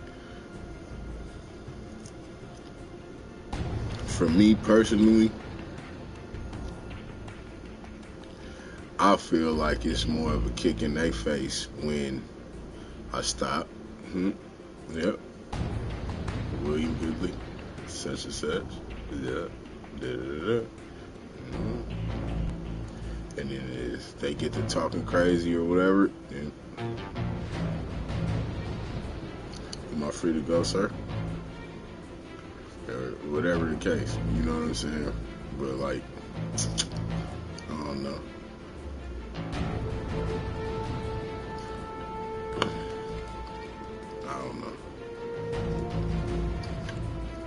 He shouldn't have did that, but the little niggas shouldn't have been doing what they was doing. And that's facts. And you can't excuse that.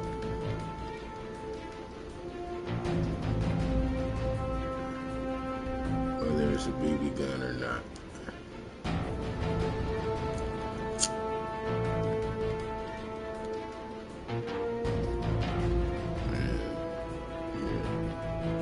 We pulled licks when we was young with BB guns.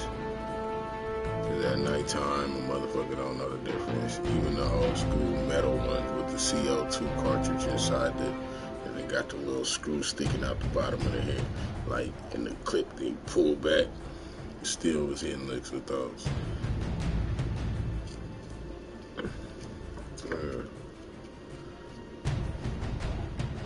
So.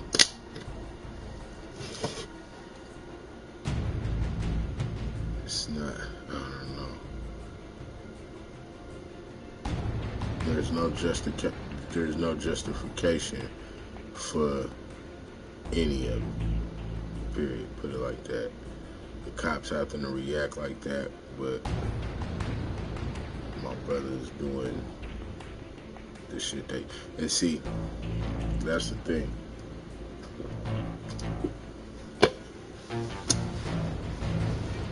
Depending on the situation and so forth.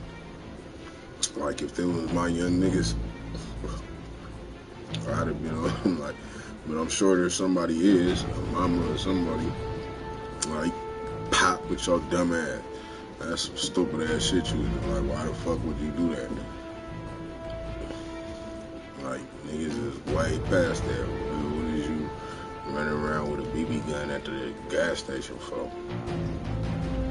What if that nigga had what if the gas station man didn't call the police and just pulled one thing out and popped you, thinking, trying to protect his store? He would have been the right then what? Like,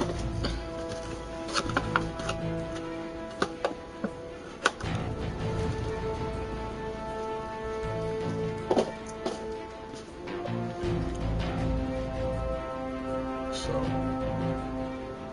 I don't condone none of this situation. And yes, the police need to stop being ready to kill us at any moment. But at the same time, that was a situation that is understandable for the reason why he jumped out like that. Like, the call was made as if they was out there, you know what I'm saying, like, threatening motherfuckers with the gun. Nigga, and they was out there fighting motherfuckers and all the shit. On some gangbanging shit. Without if it's not a call like that, you might get a police officer to jump out the car on some, hey fellas, can I talk to y'all? But on a call like that, nigga, they ready to go. They ready to get something. They want to score for their game, you know? So, that's one of them situations, like, I don't know what to say.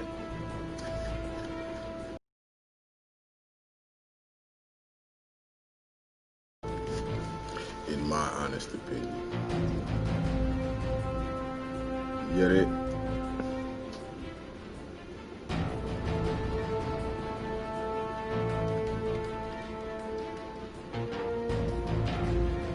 And it would be different if, for one, you could tell by his voice it was a black officer. I'm Joe Bob Briggs, and I'm proud to announce that we are back. The Last Drive-In, Fridays at 9. Start game. You could tell he was a black officer. was saying like, hey, just be cool, we chill, I don't want to hurt nobody. And he's there on a call, told that they have a weapon. So it is safe to say, thank the Lord, that it wasn't a white officer and that was there that got there on some, get on the motherfucking ground, fuck that, you fucking move, I'ma fucking blow your brains off, you fucking move, you better not fucking move, and hella itchy and shit. You know what I'm saying? So we gotta be grateful for that. And it's fucked up that that's the shit we gotta be grateful for. So that's the shit that we are advocating for, or should be advocating, or they should be advocating for, or whatever.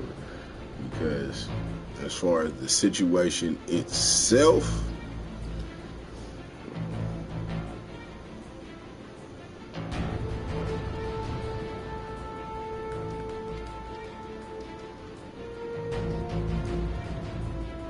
and what would have made it wrong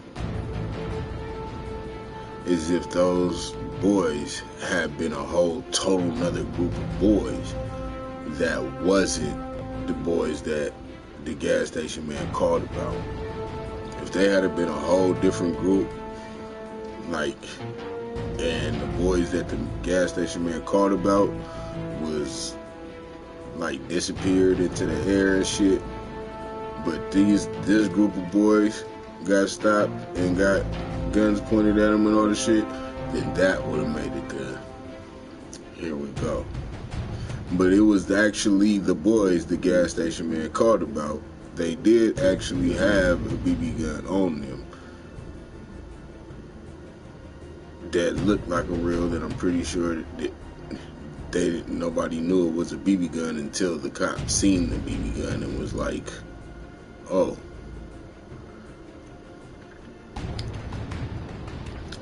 They probably weren't fighting. They was probably play fighting or something, because then none of them niggas look like they got into a scuffle, but ain't no telling or whatnot.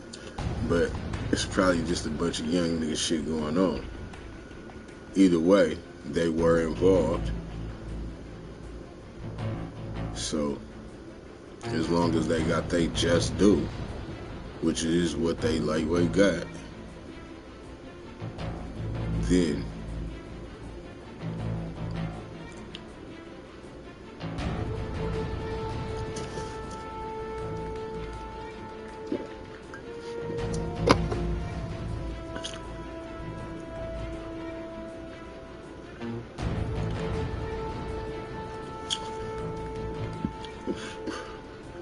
it's like, I in no way, shape, or form condone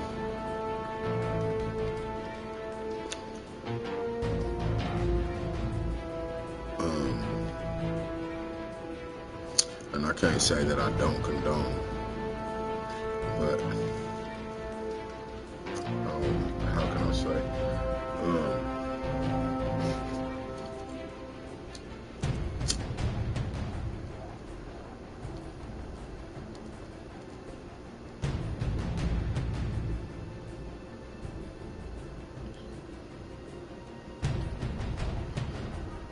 basically,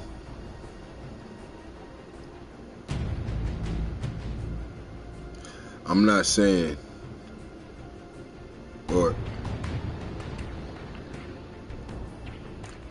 basically what they're saying and trying to say is that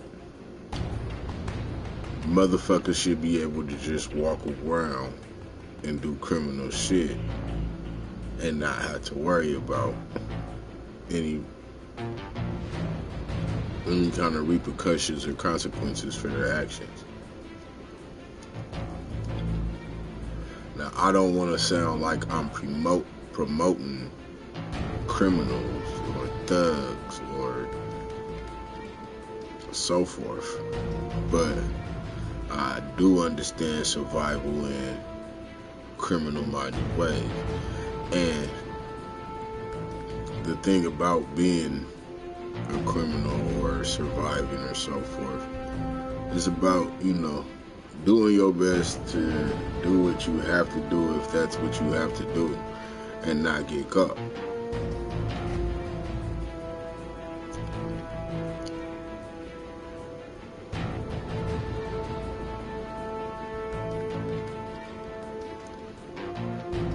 Because I don't think it's right to be able to try to say, like, there shouldn't be no officers and so forth. Not that I don't want niggas to get caught, but it's your job to stay focused on what you're doing and do your best not to get caught doing some dumb shit. And you shouldn't, you know, do your best to not have to do dumb shit at all. But if you gotta do dumb shit, then do your best to be smart about doing the dumb shit you doing and don't get caught. But if you do get caught, like, ain't that what all no snitching is about? Like, you do the time. If you can't do the time, don't do the crime. If you do the crime, understand the due process and deal with the due process willingly. And officers, if you gon' like do the due process properly, don't hop out on motherfuckers that ain't had nothing to do with nothing. The motherfucker, like I said, at the store didn't give no description of the boys, the group. So that's where I figured it could have been where they just hopped out on a group of boys, because there was no specific description, and so they just automatically jumped out on a group of African American boys. Oh, well, yeah, that's a goddamn problem. But nigga, if we just pulled the motherfucking lid and I got a silver jacket on and a pink ski mask and we run because we seen that somebody sees us, when we get 20 blocks away and I'm still walking down the street with the silver motherfucking jacket on and the motherfucking pink ski mask, man, what the fuck the police stopping us for, man? Just so I can act innocent. And we know, like, you know what I'm saying? Well, that's my job to try to act innocent or so forth, but it's not called for to make the city try to, there's too many different ways, too many little reality facts about all that shit, you know what I'm saying?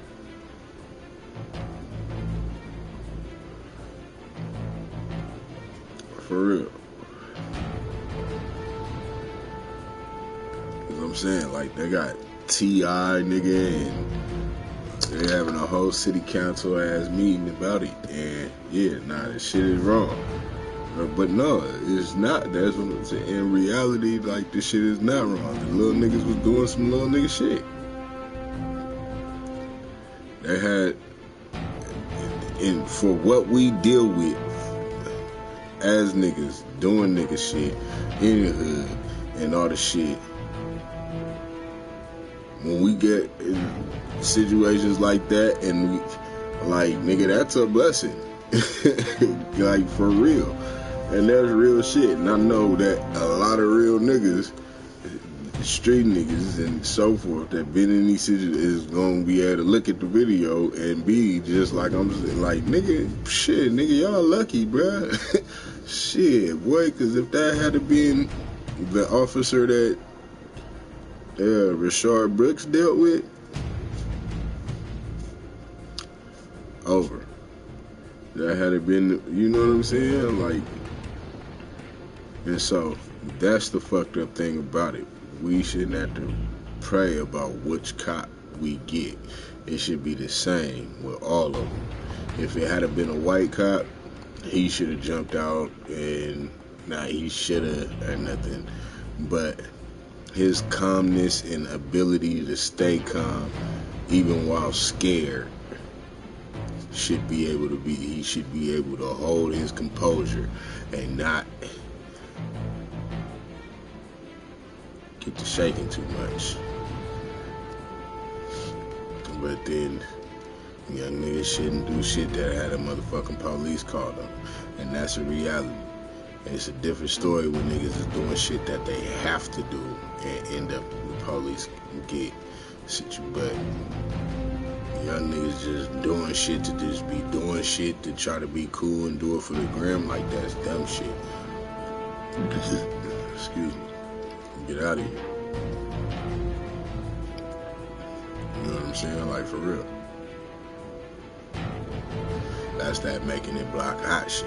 Like, for real. Like, just imagine if that was me and my niggas and the young niggas just did that shit, went up to the hood gas station acting stupid with a BB gun, and now all of a sudden all the police is up there and they on everybody. Niggas have been like, nigga, your ass is dumb, bro, making the block hot, nigga. Like, get your ass out of here with that hot shit. Like, it ain't okay, bro. Like, niggas is trying to get they dough, bro, and you got the police out here fucking with everybody. Now, nigga, that nigga done caught a case, nigga, that nigga done caught a case, and niggas didn't even have nothing to do with what your little dumb ass doing. Stupid ass, get on. You know what I'm saying? And wouldn't let me. That's the thing about having big homies, niggas in the hood, real ones, and so forth, and the community, like, knowing each other. Like, if them little niggas was on their right path, they would have had a relationship, like, with that store owner. That store owner would have had a relationship with them little niggas and so forth. But there should be some, you know, hey man, get y'all ass out of here. But then they wouldn't even came around there doing that dumb shit in the first place because the big homies is outside and in the store. And so it's, but then, you know, if there's niggas around and all this and that, then it's scary. I get so much scared.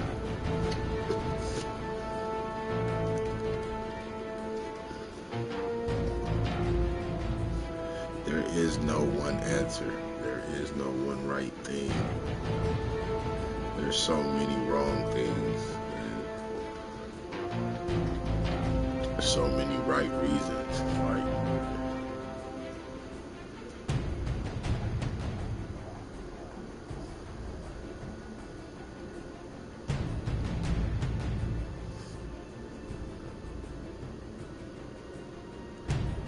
AOKD on issues with Lil Nas.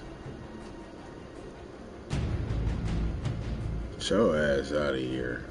Right, you got a problem with the gay boy, bro. You can't handle the problem with the nigga, though.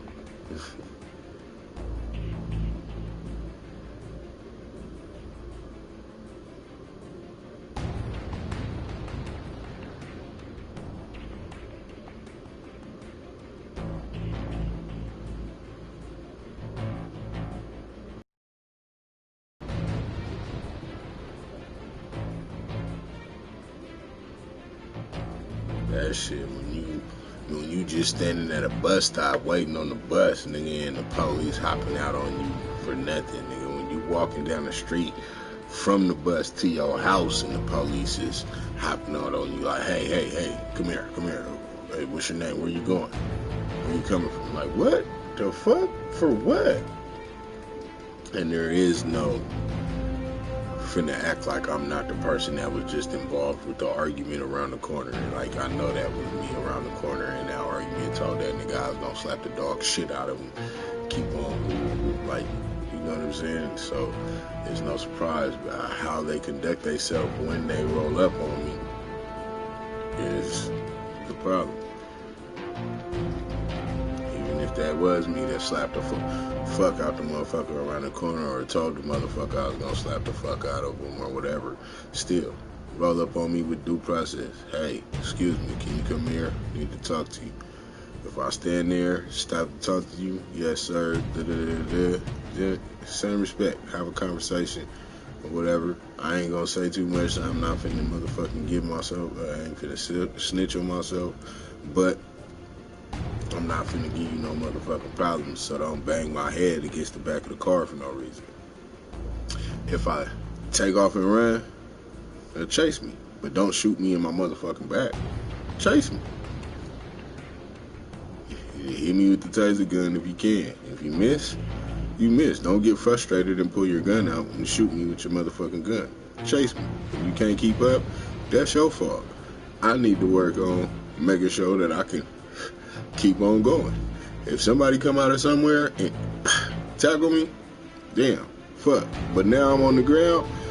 Don't come running up and motherfucking do a motherfucking off the third ropes, nigga, with your knee to my neck. Like, bitch ass niggas, I'm already he got me down. He trying to cuff me, and you trying to break my wrists and shit, and talking about don't resist. Like, don't do all that shit. Okay, you didn't want me to run, but I wanted to run because I didn't want to go to jail. You chased me, y'all caught me. Where we are, I can get up. You don't gotta yank me up and lift my arms up through my back, so now my shit's. You ain't got to do all that.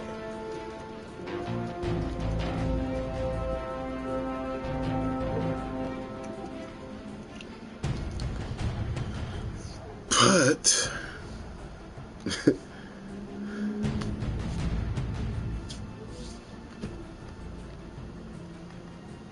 as soon as they don't do all that, there's gonna be somebody that's gonna, come slip up out the cuffs or try to reach for the gun, or you know what I'm saying, all kind of shit. You can't control what any one person is doing, so ain't no telling. Even though if I'm a criminal and I get stopped or so forth, and I say, yes sir, how you doing, I'm not gonna run, yeah, you got me, or I run, or whatever the case is,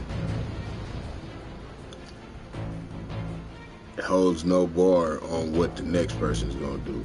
Just like the same as if just because this officer is whatever, doesn't hold, like, nigga, there's too many individuals in this motherfucking world. So there's too many individual situations. But as a whole, period, the way they treat a certain group of folks is not okay.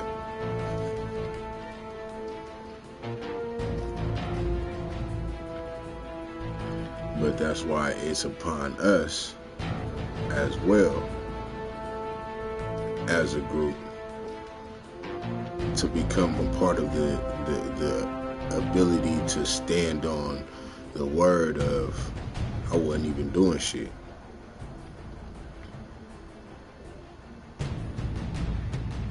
That part, in my opinion.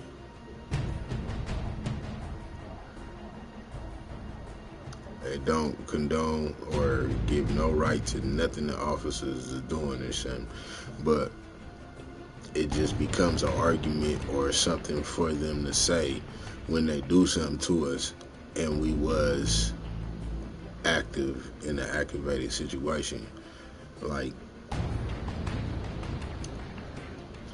but when motherfuckers ain't doing shit but eating ice cream in their home, or nigga, they was, you know what I'm saying, traveling, taking a vacation, going to see, or, walking to the stove, or, outside the stove, chopping it up with their partner, or,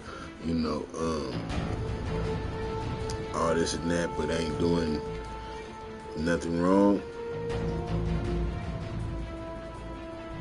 We gotta be able to stand on that, because then that makes it like, yeah, y'all just keep on fucking with hella people that just ain't doing shit, but doing some shit, try to act like we wasn't doing some shit, and then they do the shit they do, because that shit's, it's awesome. And I'm a nigga, so yeah, I'm saying it. I don't know how many others can fake and act like, but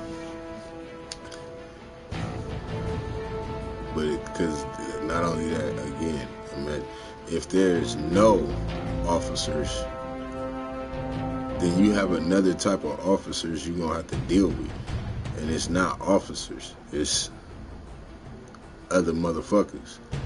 You dig? Like, streets is it ain't gonna be no peace. It ain't gonna be no motherfuckers just walking around sunny days, la la la. Like, nigga, it's gonna be war zone like a motherfucker. Niggas taking over shit, niggas coming up and shit, niggas running in shit.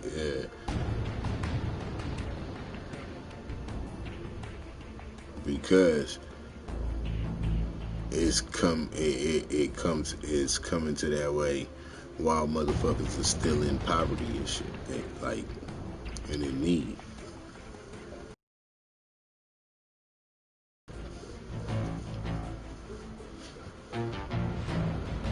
So I don't know.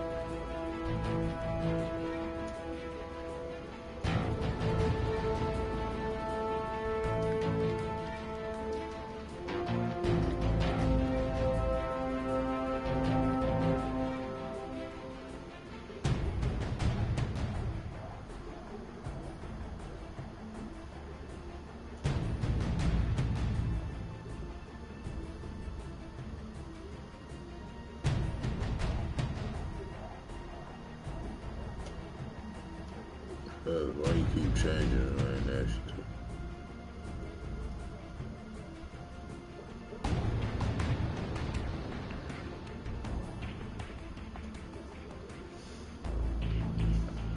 This was happening when I was in Vegas before I moved here. I was in Vegas for a little quick second before I moved here.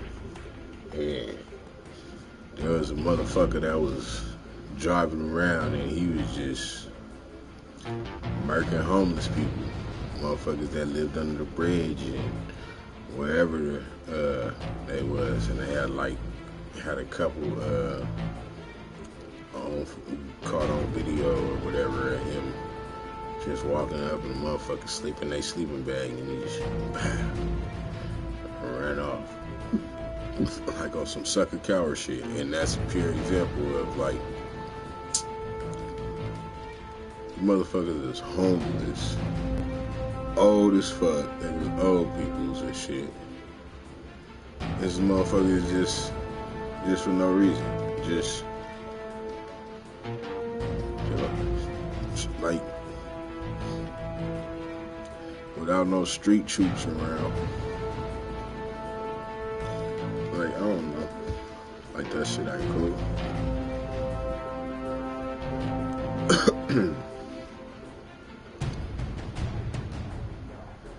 But if there ain't no street niggas or street soldiers to get them, if the suckers get them, like, it still gotta be a due process. Now, if the motherfucker pull out a gun trying to run and aim it at you, there's a thing of danger. Pop. But you know how to pop to disarm, to non-threatening. You know what I'm saying? Hit him in the shoulder, hit him in the leg, and whatever. They're trained to do so. They don't always have to go for the body mass or for the kill shot. And it don't gotta be 15 motherfuckers all trigger happy shooting 7 or 8 times. Again, like, if this shot don't get him, this one or this one or this one or this one or this one will. From this motherfucker, this motherfucker, this motherfucker, and this motherfucker. They be trying to switch cheese a motherfucker. They got nothing but some fingernail clippers. Look out, he's got clippers. God damn, bruh. You could have tased me, bruh. I would have dropped the clippers, bruh. Shit. I I knew I was gonna have to put them slides on there. I just wanted to cut my toenails, nigga. Like, y'all killed the nigga for my toenail clippers. Damn. Y'all hella rude.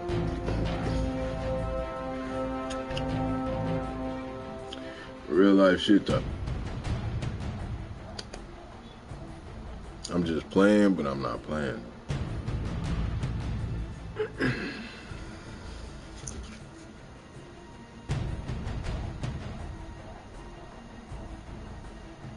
Oh, so the reason why I said that, because there's shooting deaths of 3 people who are homeless could be All new tonight, related. Atlanta's mayor says the shooting deaths of 3 homeless people could be related. This morning, a woman was found shot to death in a tent on Friday, another victim was found dead on Ted Turner Drive near the I-20 overpass. Police say those 2 cases are linked and are investigating whether another death on June 1st is related.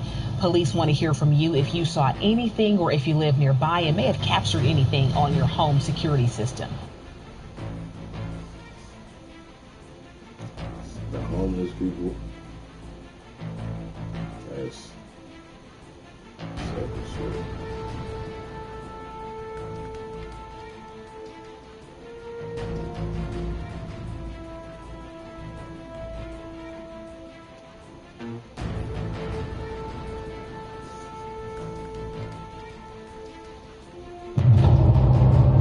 중대물은 똑같은 인형 2개. 이 인형은 일종의 미끼요. 귀신을 자극하는. Right now, Atlanta police are searching for the woman who they believe set the fire at the Wendy's where Rayshard Brooks was killed. Police releasing these images and offering a $10,000 reward for her arrest. Viral cell phone video showing what many believe is the same woman putting an accelerant through the window of the restaurant. Protesters say she wasn't even with them. Francesca Amaker following these developments from Fulton County right now. Francesca, Brooks' death not only sparking protests, but heated conversations online as well. What are people saying? It certainly is, Sheba. A lot of people are talking about this one, specifically those peaceful protesters. I have to reemphasize that they say this is our Southwest Atlanta Wendy's. This is our community that employs our people. We would not at all want this to be burned down. So they're upset about these infiltrators, specifically that woman who police say started that fire. So as far as what people are saying, Judy actually writes, this very sad, very sad. The problem is how the judicial system is set up. It needs to be reviewed and changed. Prayers for his family. Hashtag be the change that you hope to see. And Beverly writes, a sad and odd set of circumstances, praying for his family as well as all the police involved. And this one comes from Peggy. Yes, Chief said it normally takes weeks to look at all the facts. Now cops are being charged within hours. This is unfair. And Carol Ann writes in and she says cops should be trained to immobilize assailants, shoot a knee out or something, not shoot and kill. And of course, this is just sparking a lot of conversation, Sheba. All right, yeah. See, like, that is a no color situation. Like, there doesn't have to be a color involved to implement that. Like, put it like this. If I was an ossifer and all this training, like, you know, I think I would take pride in doing the disarm shooting. You know what I mean? Like, yeah, that nigga just disarmed 30 motherfuckers this month. Like, you know what I'm saying? Like, yeah, I done shot 30 motherfuckers, but it was all in shoulder shots, nigga, and just bing,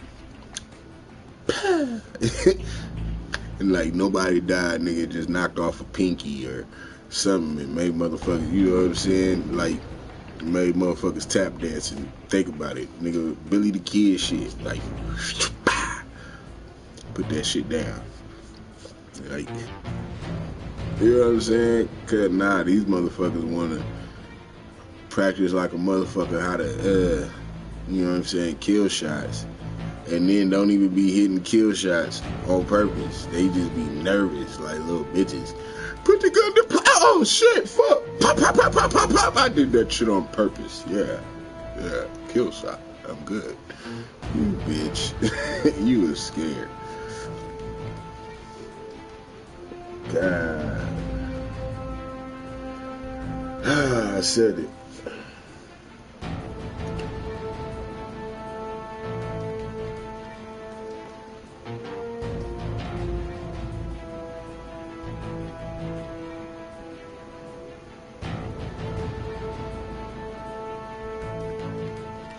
Protesters staged sleeping.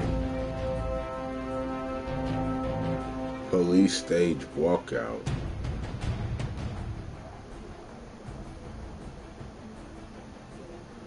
Huh? The fuck? At Eastern Shore Toyota, we've taken a number of steps to ensure everyone's protection. This includes recommendations from the CDC like social distancing, temperature checks, and more. If you're in the market for a new vehicle, buy now and make no payments for 4 months. Eastern Shore Toyota. Now at 9 o'clock, breaking news. Hundreds of people protesting right outside the Atlanta City Jail in downtown. You're looking live at the crowd. At one point, the demonstrators were lying in the middle of the road in a massive sit-in protest. We do have a crew on the way to the scene. We'll check in with them as soon as they get in place. Also breaking tonight, the Atlanta Police Department is now addressing reports of an officer walkout. This comes after reports of evening watch patrol officers ending their shifts abruptly, turning in their keys to their patrol cars, and going home. APD just minutes ago responding to the reports, calling them inaccurate. The department is acknowledging a higher than usual number of call-outs with the incoming shift. Police say they do have enough resources to maintain operations and remain able to respond to incidents. And this comes just hours after former Atlanta officer Garrett Rolfe was charged. Those charges include felony murder, 3 counts of aggravated assault with a deadly weapon, and protesters are moving toward the governor's mansion, demanding an economic boycott against several big-name companies until they announce support for systemic change. Faith Hogube is there right now. Faith, give us an idea what the crowd looks like right now and the sort of vibe that's going on. Nigga. And Jeff, the protesters just arrived here in front of the governor's mansion. You're taking a live look at what they're doing now, which is kneeling. If I was to try to call for black people to boycott Winco, it'd be about just me standing outside. Yeah, we not.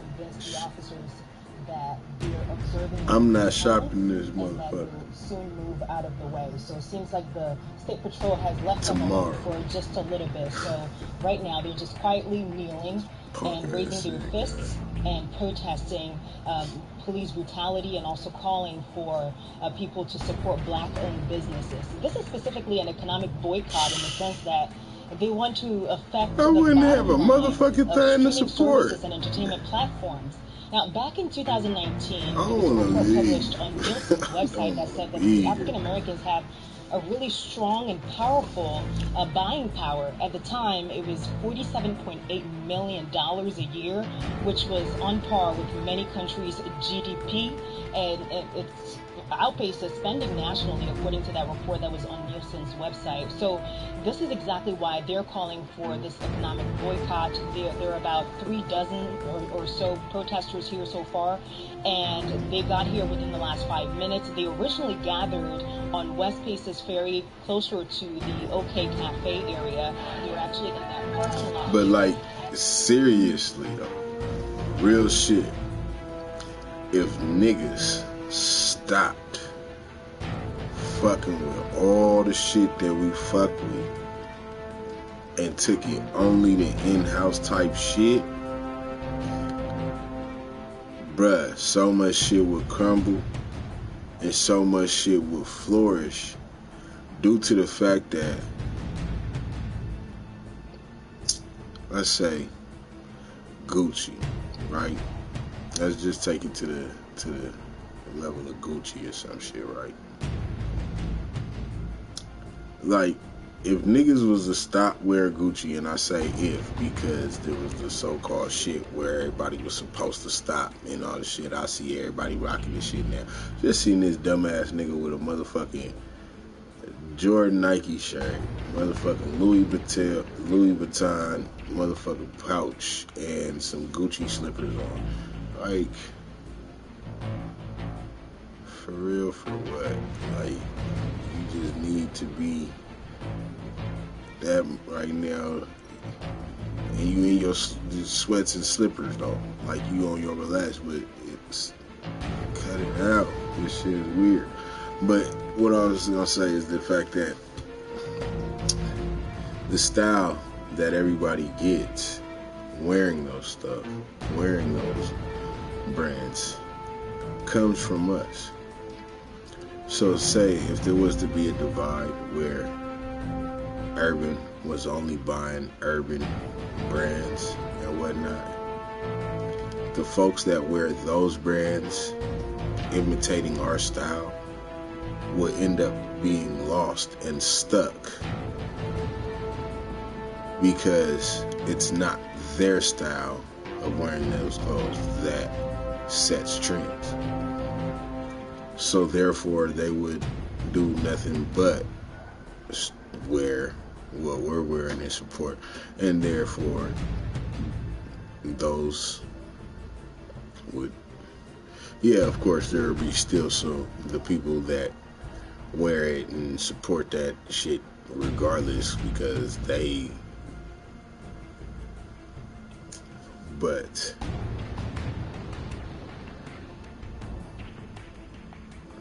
yeah, serious, like what can I, good example could I give?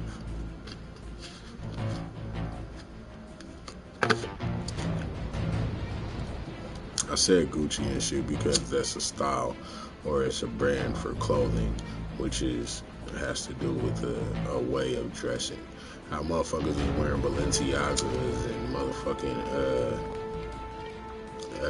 Givenchy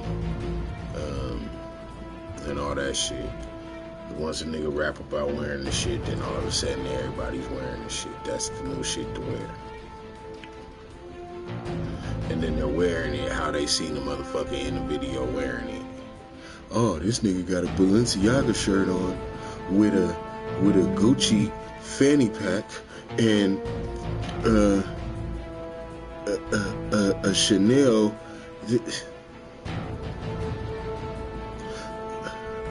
Because that became a style to wear a female brand and then mix match your brands. Like at one time, nigga, you better not wear a Nike hoodie with some Adidas and some Puma shorts. But now all of a sudden you can wear Louis Vuitton with Gucci and you're matching designers. For one nigga to do that on some like, I just didn't give a fuck and I got it and I don't give a fuck today.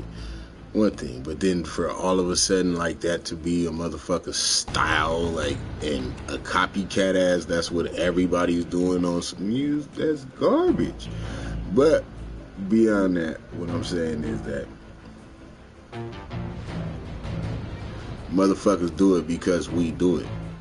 If we stopped doing that and was doing this, they would stop doing that and they would do this. Period.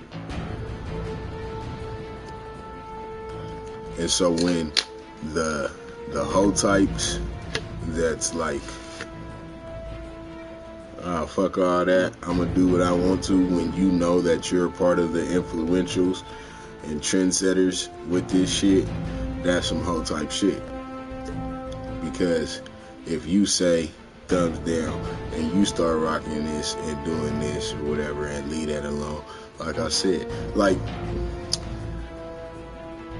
I'm sorry, I'm gonna have to Justin Timberlake is dope, of course, and all the shit, whatever, right? But like, say he does R&B hip hop, right? But he does R&B hip hop like R&B hip hoppers.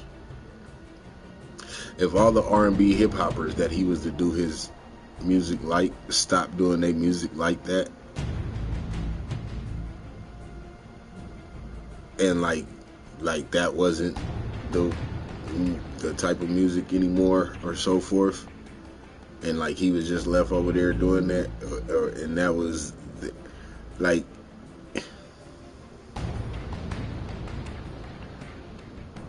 we found a new, like, instead of the beat every 2 patterns, it's every, you understand? Like, that's not a good one, but yeah, you kind of get what I'm saying.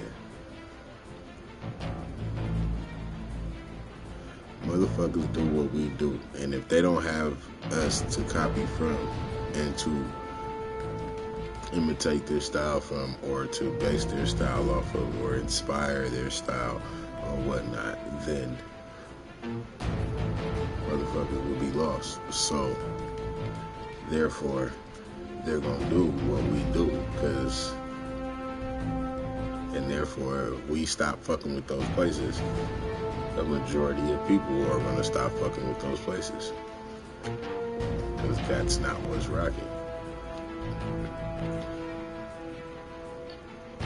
Seriously, like, imagine. Tell me if I'm lying or if I'm bullshitting, right? But just imagine if all niggas stop wearing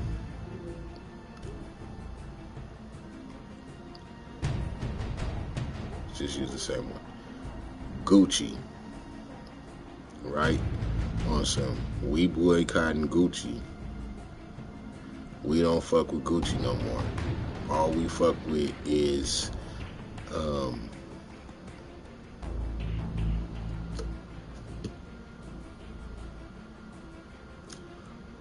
is the Rockaway? It's all over.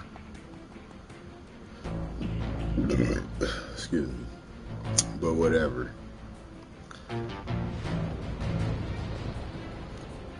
And say you're a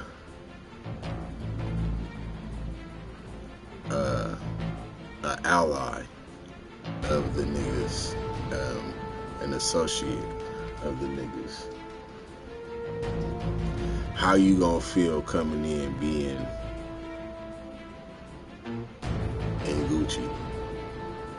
How you gonna feel when you think that you fitted up in your Gucci outfit, but your Gucci outfit don't mean a motherfucking thing to nobody in the party?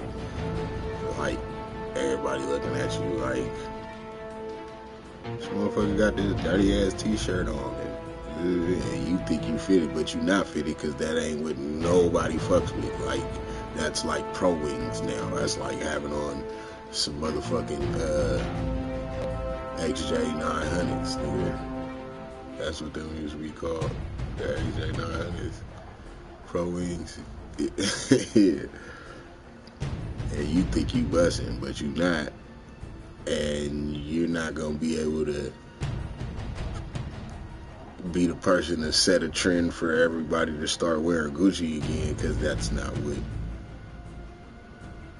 is for real.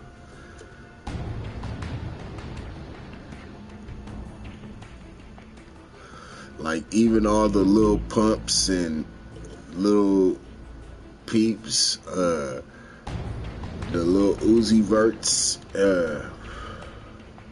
no matter what, all of them, even though they try to be this like alternative type shit, they still try to base their shit off of nigga shit, off of urban shit, off of urban culture. Like, there's nobody leaving us out now as far as what needs to be sold in their product.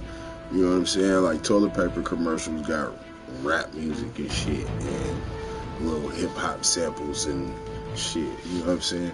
Fucking newscasters are saying you could have been anywhere in the world, but you chose to be here with us, and we appreciate you. Nigga, that's Jay-Z. Like,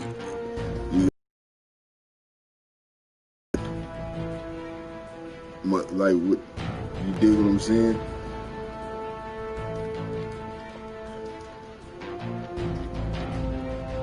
So if we was to stop fucking with some shit, but that ain't gonna happen. And I only say that to be wrong about it, because it could happen. It might happen.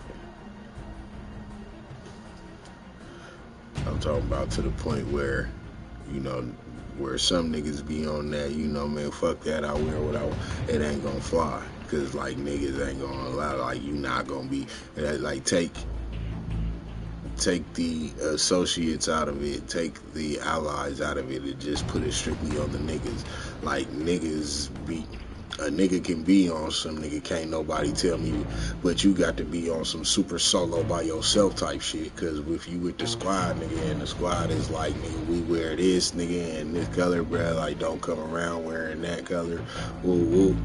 Like, you ain't gonna be able to be on some nigga, I'm grown, I wear what I want to wear, that shit, you gonna get packed every time, like, you know what I'm saying? So, and you just gonna stop coming around wearing that shit, cause nigga, you not finna change nobody else's mind, it's the majority over, you know, you got to have your super major glove where niggas is like, yeah, that's that nigga, don't you do it, yeah, just cause that nigga over here, well, don't be dumb like that nigga, but that's our nigga, we fuck with him, so it's, we letting that shit slide, but it ain't okay, like, for real, niggas know what I'm talking about, like, so in real life, if it was a super all the way boycott, ban on some shit, like just imagine bandanas. If niggas was to just no longer support the handkerchief business, do you know how crushed that motherfucking organization would be? And that's a company nobody thinks and talks about it. It's not even a major brand or nothing, nigga. They just make bandanas, and it's the print. Like, would nobody like wearing bandana print shit? You know, like the Cowboys and all them that wear, they wear it because of how famous it is, because of gangs. For real.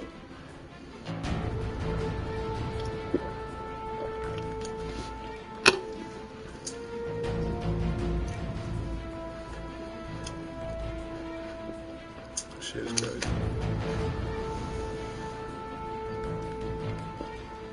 And that's about 2 miles from where we are now, here at the governor's mansion. And there, the organizer basically explained to the group why they are gathered and told them the mission and asked them to post video, a pre-edited video that they put together, to post that on social media starting tomorrow and explaining what the economic boycott is all about. And what they're really calling for specifically is for these supporters to cancel their subscriptions to entertainment platforms like Netflix, Amazon, Hulu, those platforms, until they promise to support systemic changes that actually improve Black lives. Well, shit, I'm already aboard, nigga. I didn't pay my Netflix bill, and I was waiting till payday to. So the reason behind we want to boycott the non-Black owned streaming services is because for far too long these services have distributed Black culture, and they've done very little to preserve, protect, and invest in it. They know what affects their bottom line, and they know that if they just put a hashtag Black Lives Matter on their new stuff, that it's not going to affect their bottom line as much. They don't really care. So what we want them to do is put their money where their mouth is and invest into lobbying efforts that actually help the Black community. But nigga, it's just Netflix. And they've What already else? started an online petition that's garnered almost 11,000 signatures so far. They just on some online shit. Like, that shit ain't gonna work. What they plan to do here. Cause the motherfucker will be like, yeah, they boycotting. Yeah, I'm boycotting, and be sitting at home like, I need to watch a movie. Oh shit, my phone. after I finish this season.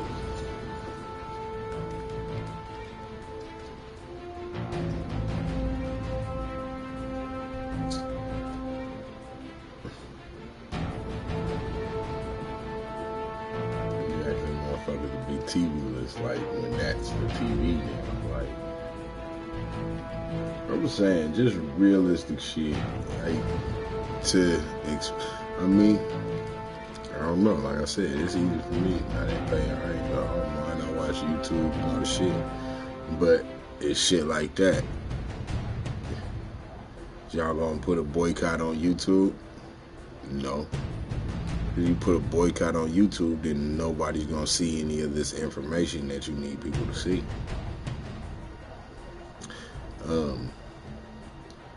If there's a black-owned site made something just like YouTube, better.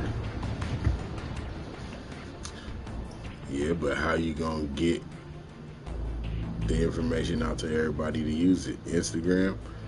But shouldn't that be one of the things everybody, but Instagram is with it too, right? They with the Black Lives Matter. I ain't seen no hashtag from from YouTube or Instagram.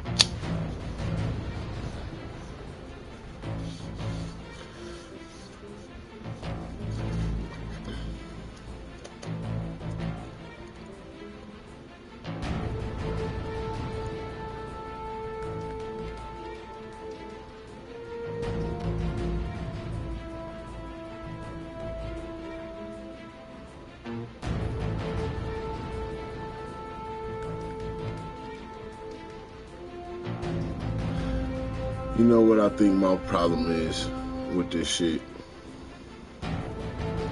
Is that I am one of the black men that people are protesting and raising their fist for. But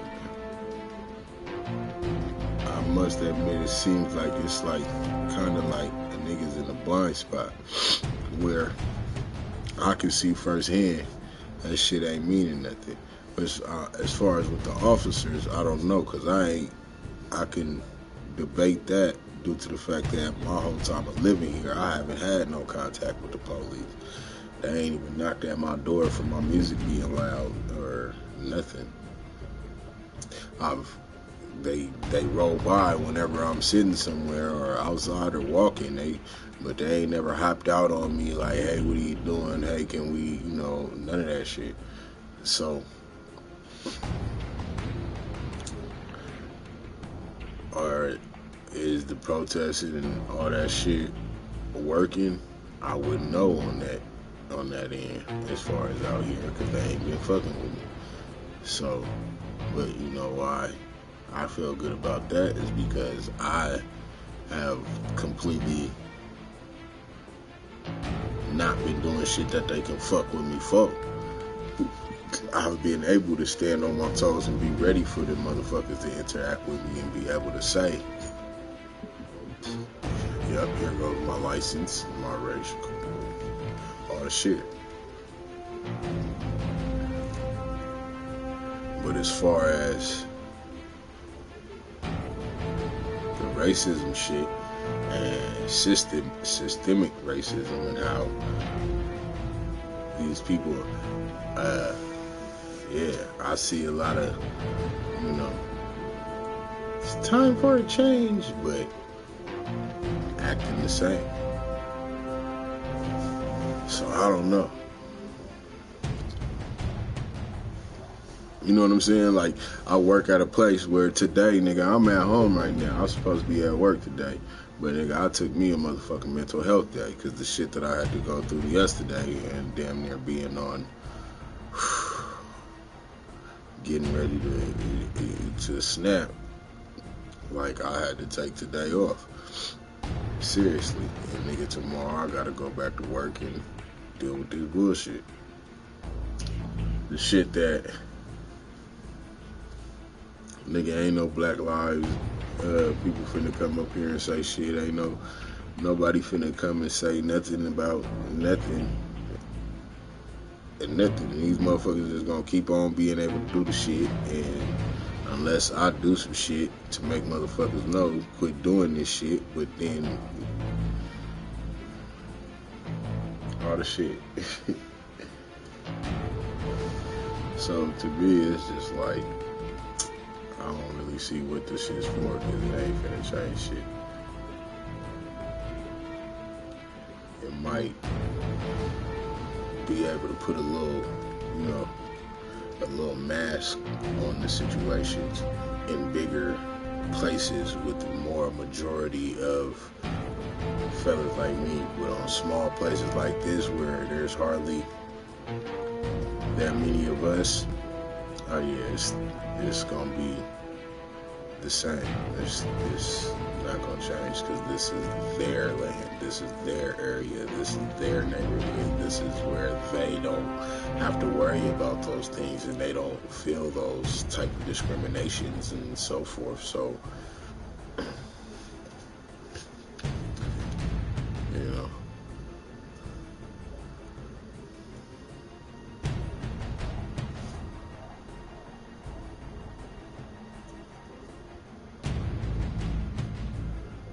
protesters say that this state had some,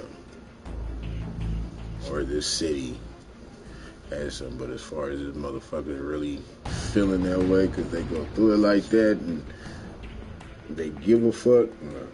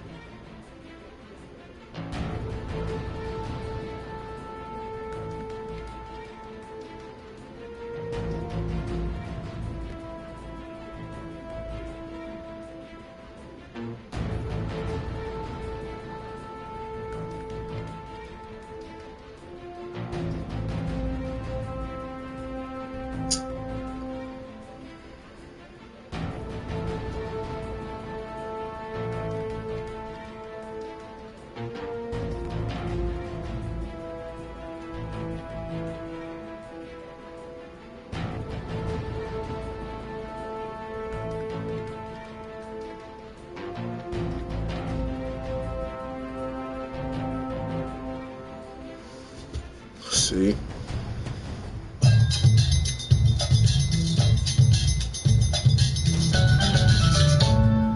Top story this half hour. A suspect is in custody after a heartless attack on a 92-year-old woman who was just walking down a street in Manhattan. The shocking attack was caught on camera. The woman fell and hit her head on a fire hydrant. Eyewitness News reporter Derek Waller spoke to the victim and joins us from city after a heartless attack on a 92-year-old woman who was just walking down the street in Manhattan. The shocking is in custody. It's not right at all. Is in custody. I mean, seriously. That nigga like brushed her hair. For this half hour, a suspect is in custody after a heartless attack on a 92-year-old woman who was just walking down a street in Manhattan. The shocking attack was caught on camera. The woman fell and hit her head on a fire hydrant. Eyewitness News reporter Derek Waller spoke to the victim and joins us from Gramercy Park. Derek, that is disturbing video. Very disturbing. Frightening moment caught on camera. A gunman walks up to a mother in Queens and tries to shoot her when the gun suddenly jammed. Police releasing this video hoping someone can identify the gunman who exposed his face after the attack. Eyewitness News reporter Kimberly Richardson spoke exclusively with that woman. She's live in Ozone Park.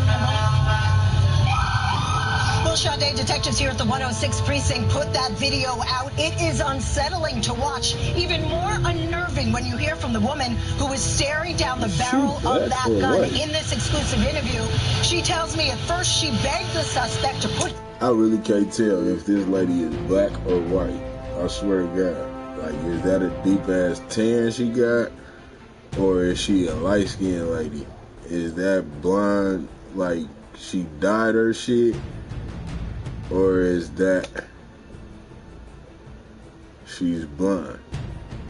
Is she one of them white ladies that look like she's black? Or is she one of them mixed girls that look like she's white? I can't tell. That's crazy. It's not crazy because there'd be hella of them like that, but Sarai,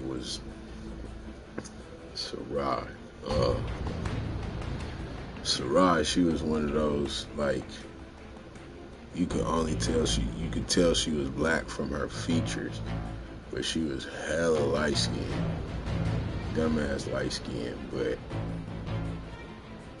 her features, you could tell she was a black woman. I reached out and touched the sky. What makes a business a business? It's who starts it. The everyday entrepreneur ready to put themselves out there. We're all sailing against the wind right now, but we will make it to shore. Execution-style murder that was caught on camera. A man gunned down in the parking lot of a popular seafood market. The victim was returning to his car when the killer ran up and shot him more than a dozen times. Local 10's Todd Tonga live down in Lauderhill with a search for the shooter tonight. Todd. Calvin, Lauderhill police not mincing any words, calling this a straight-up execution. And we have to warn you, the video is surveillance cameras. You can see why they call it an execution. In the video, you see 33-year-old Gary Wallach and his girlfriend, Shala Jameson, shopping inside the Lobster and Seafood Warehouse at 18th Street and 38th Avenue. As the two victims are inside the business, you can see our gunmen waiting outside. After buying some lobster tails, the two walk to their car, and that is when the gunman, dressed in red, wearing a baseball cap, runs up behind Wallach and begins firing. We've blurred some of the video because it is so disturbing. The suspect stands over our victim. As you can see, he fires more rounds into our victim at point-blank range, which clearly indicates this was a clear-cut execution. We've counted in the area our victim of being shot at least 13 times, and we believe there was possibly 25 or more shots fired. The woman he was with ran off that way, and the shooter shot at her twice but missed. Thankfully for her, she actually tripped over a parking stone, which caused her to fall to the ground. You can clearly see that in the video, and that simple accident may have saved her life. Police are not clear on a motive yet, but say Wallach, who's a Jamaican national, had no criminal record here. However, the relationship with his girlfriend was relatively new. We don't know what the backstory. He was set up. That was a setup. That was a setup. I have to set that nigga up.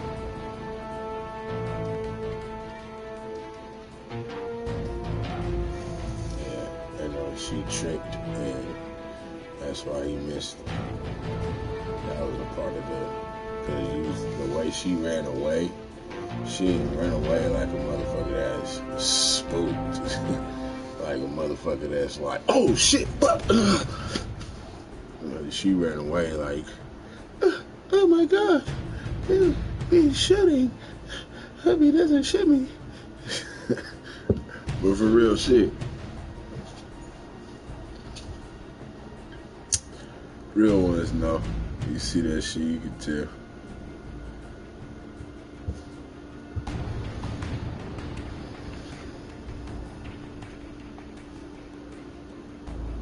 We're back with a special edition of Nightline, the deadly California shooting rampage, bloody streets, and a violent standoff between the police and alleged suspects. Around 3 p.m. this afternoon, a massive manhunt for the armed gunman in California came to a head. We are in pursuit of the suspect vehicle. We've got shots fired out the back window. Our affiliate, KABC, on the scene, hovering above this black SUV that the authorities have been searching for 3 hours. We got multiple officers here. We got officers running here, back eastbound, chasing, now on foot. Look at all those units here. This is where a suspect is at. Multiple shots that were fired. Windows blown out, front door ajar, and police crouching at a safe distance away. But this was the scene moments earlier, captured on camera by neighbors. Oh my gosh. Guys, they just shot at my house right now. There's cops all over the yard. Holy shit. This was the shootout that our cameras missed. This is where you catch a bullet. Right through his camera. One neighbor out in the front yard. And another crouching down in his garage.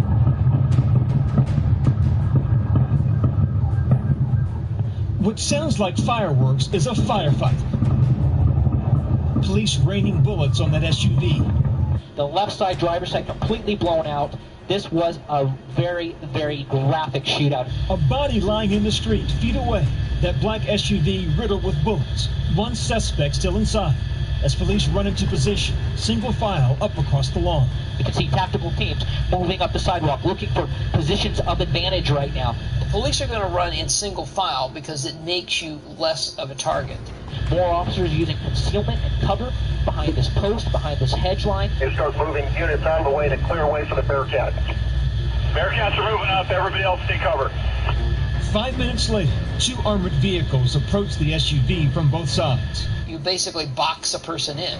So with a car in the front, a car in the back, and many times one on the side, there's no place for the car to go. Just minutes later, a special vehicle called Attack Cat moves in, armed with a ballistic shield. The whole point of armored vehicles in a law enforcement setting is exactly how they use this particular event, where you take the vehicles and you use them as cover to protect you from obviously other firearms or potentially other explosives. And so by using the vehicles, they've given themselves a couple of things: cover, concealment, and also it allows them to sort of take their time. Officers cautiously approaching the car, but it appears the suspect inside is already dead. 2 suspects killed at the scene, 1 male, 1 female, both armed and dressed in what police describe as dark tactical gear. They were dressed in kind of assault-style clothing. I think it is probably the best way to term it. They are both armed with... She was rocking with her nigga.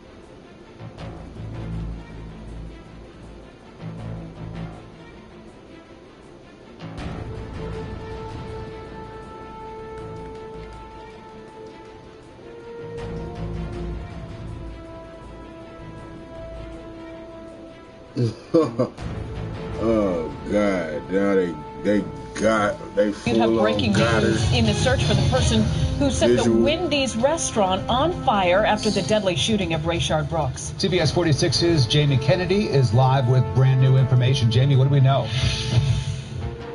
Rick, well, those photos just released a short time ago by the Atlanta Fire Department is just one person actually in a whole long list of people that they are looking into, but it is certainly a person of interest that they would like to speak to regarding that fire at Wendy's. Now, the truck behind me here is one of the trucks that attended that fire, one of the first on scene. It sustained actually minor damage.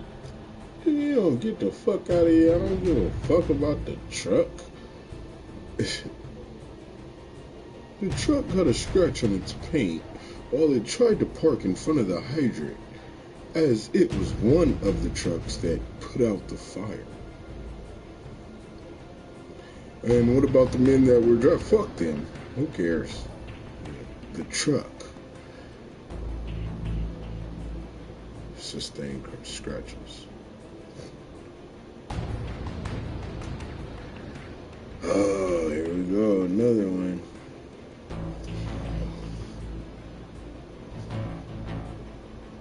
Begin tonight with developing news. The investigation continues tonight into a deadly shootout in far north suburban Beach Park. A murder suspect, authorities say, opened fire on officers, was shot and killed by police. WGN's Sean Lewis joins us now with the latest developments. Sean.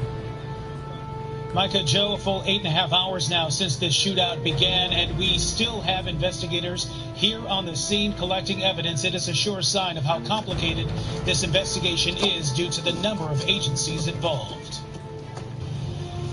Into the evening, a small stretch of Green Bay Road near the Waukegan Airport remained closed as investigators went to work.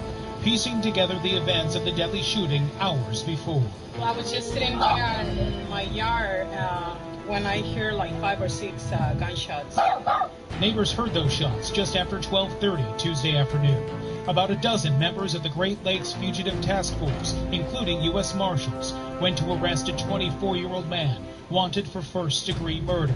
That man accused in the deadly shooting of an 18-year-old man in North Suburban Zion in December 2018. The man got out of the vehicle as officers approached, they say, and opened fire. 2 of the members of the Great Lakes Regional Fugitive Task Force, one of them being a Lake County Sheriff's deputy, returned fire. The man was struck. It is unknown how many times he was.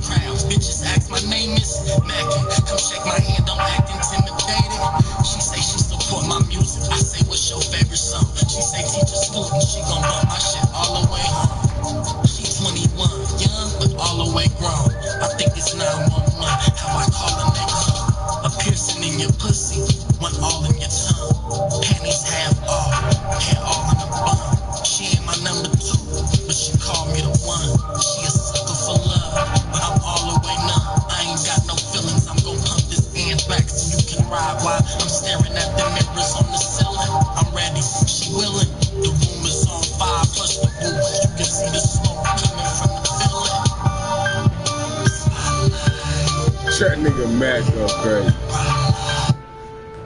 That nigga be going crazy every song.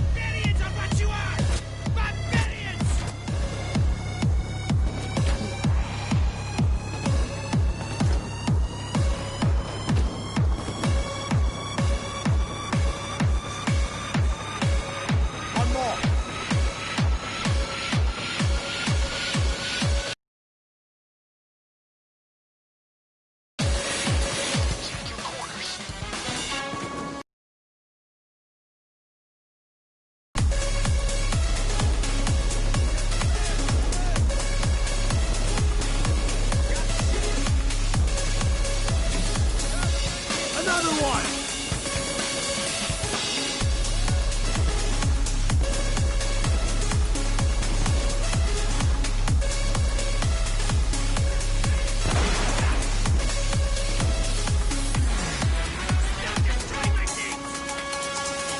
How the fuck I go upstairs?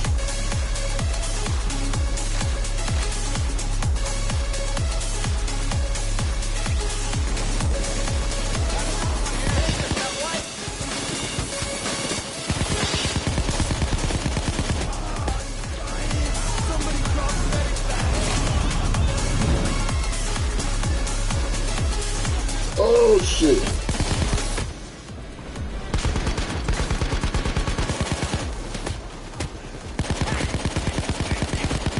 Come on, get up!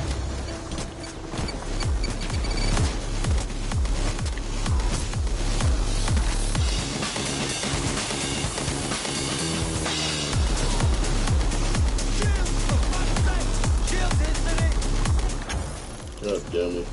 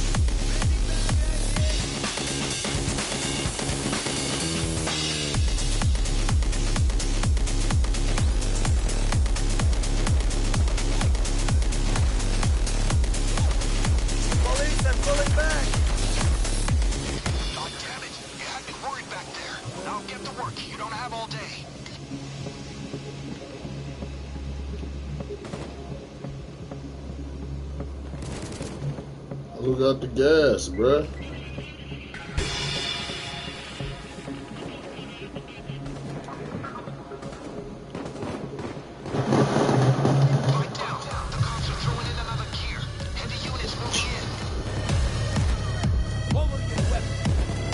Bruh, who got the gas?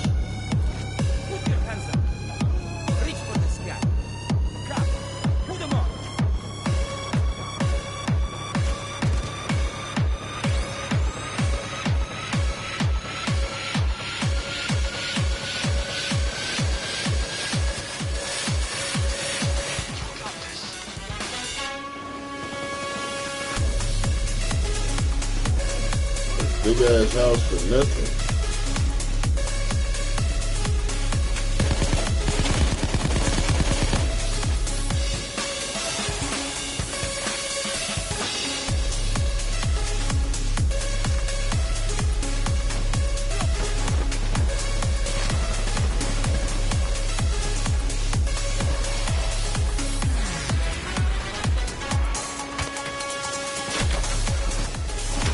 Finally!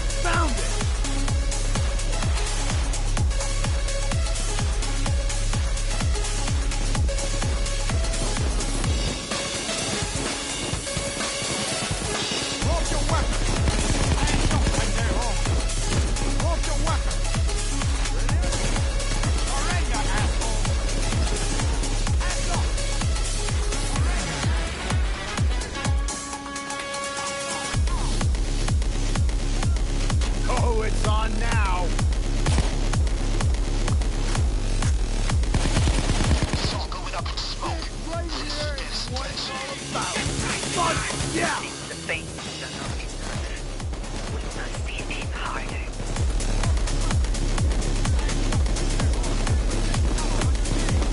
Well, I got an airlift job for you.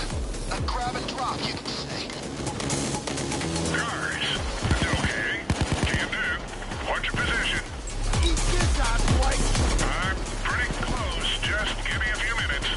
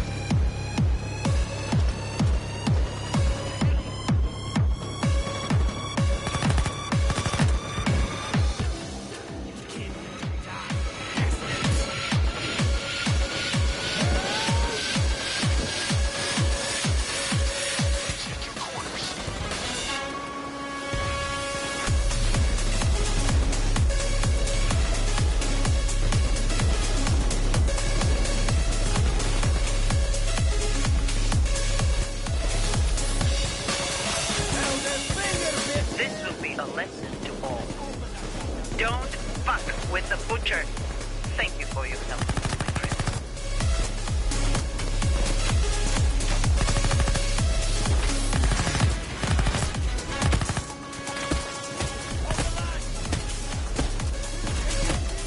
Okay, just protect the witches now while they're working.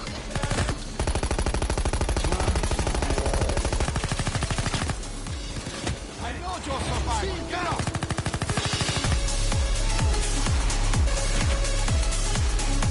Only touch the armor. First aid here.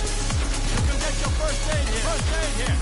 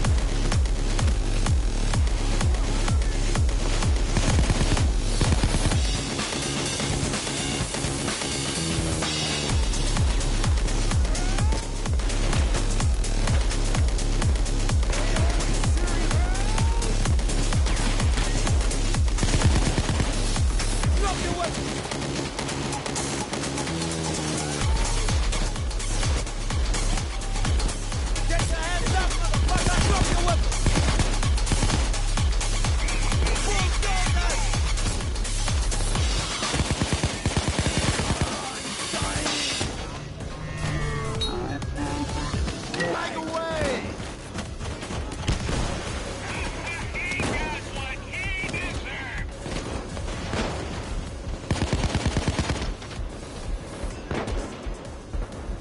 Camp Heartbreaker and he dragged her nails into you. That's strange.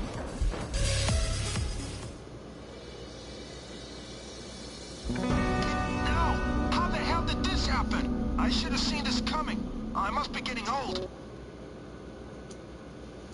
Bitch ass niggas kicked me out the game. He's a hoe. That's all you.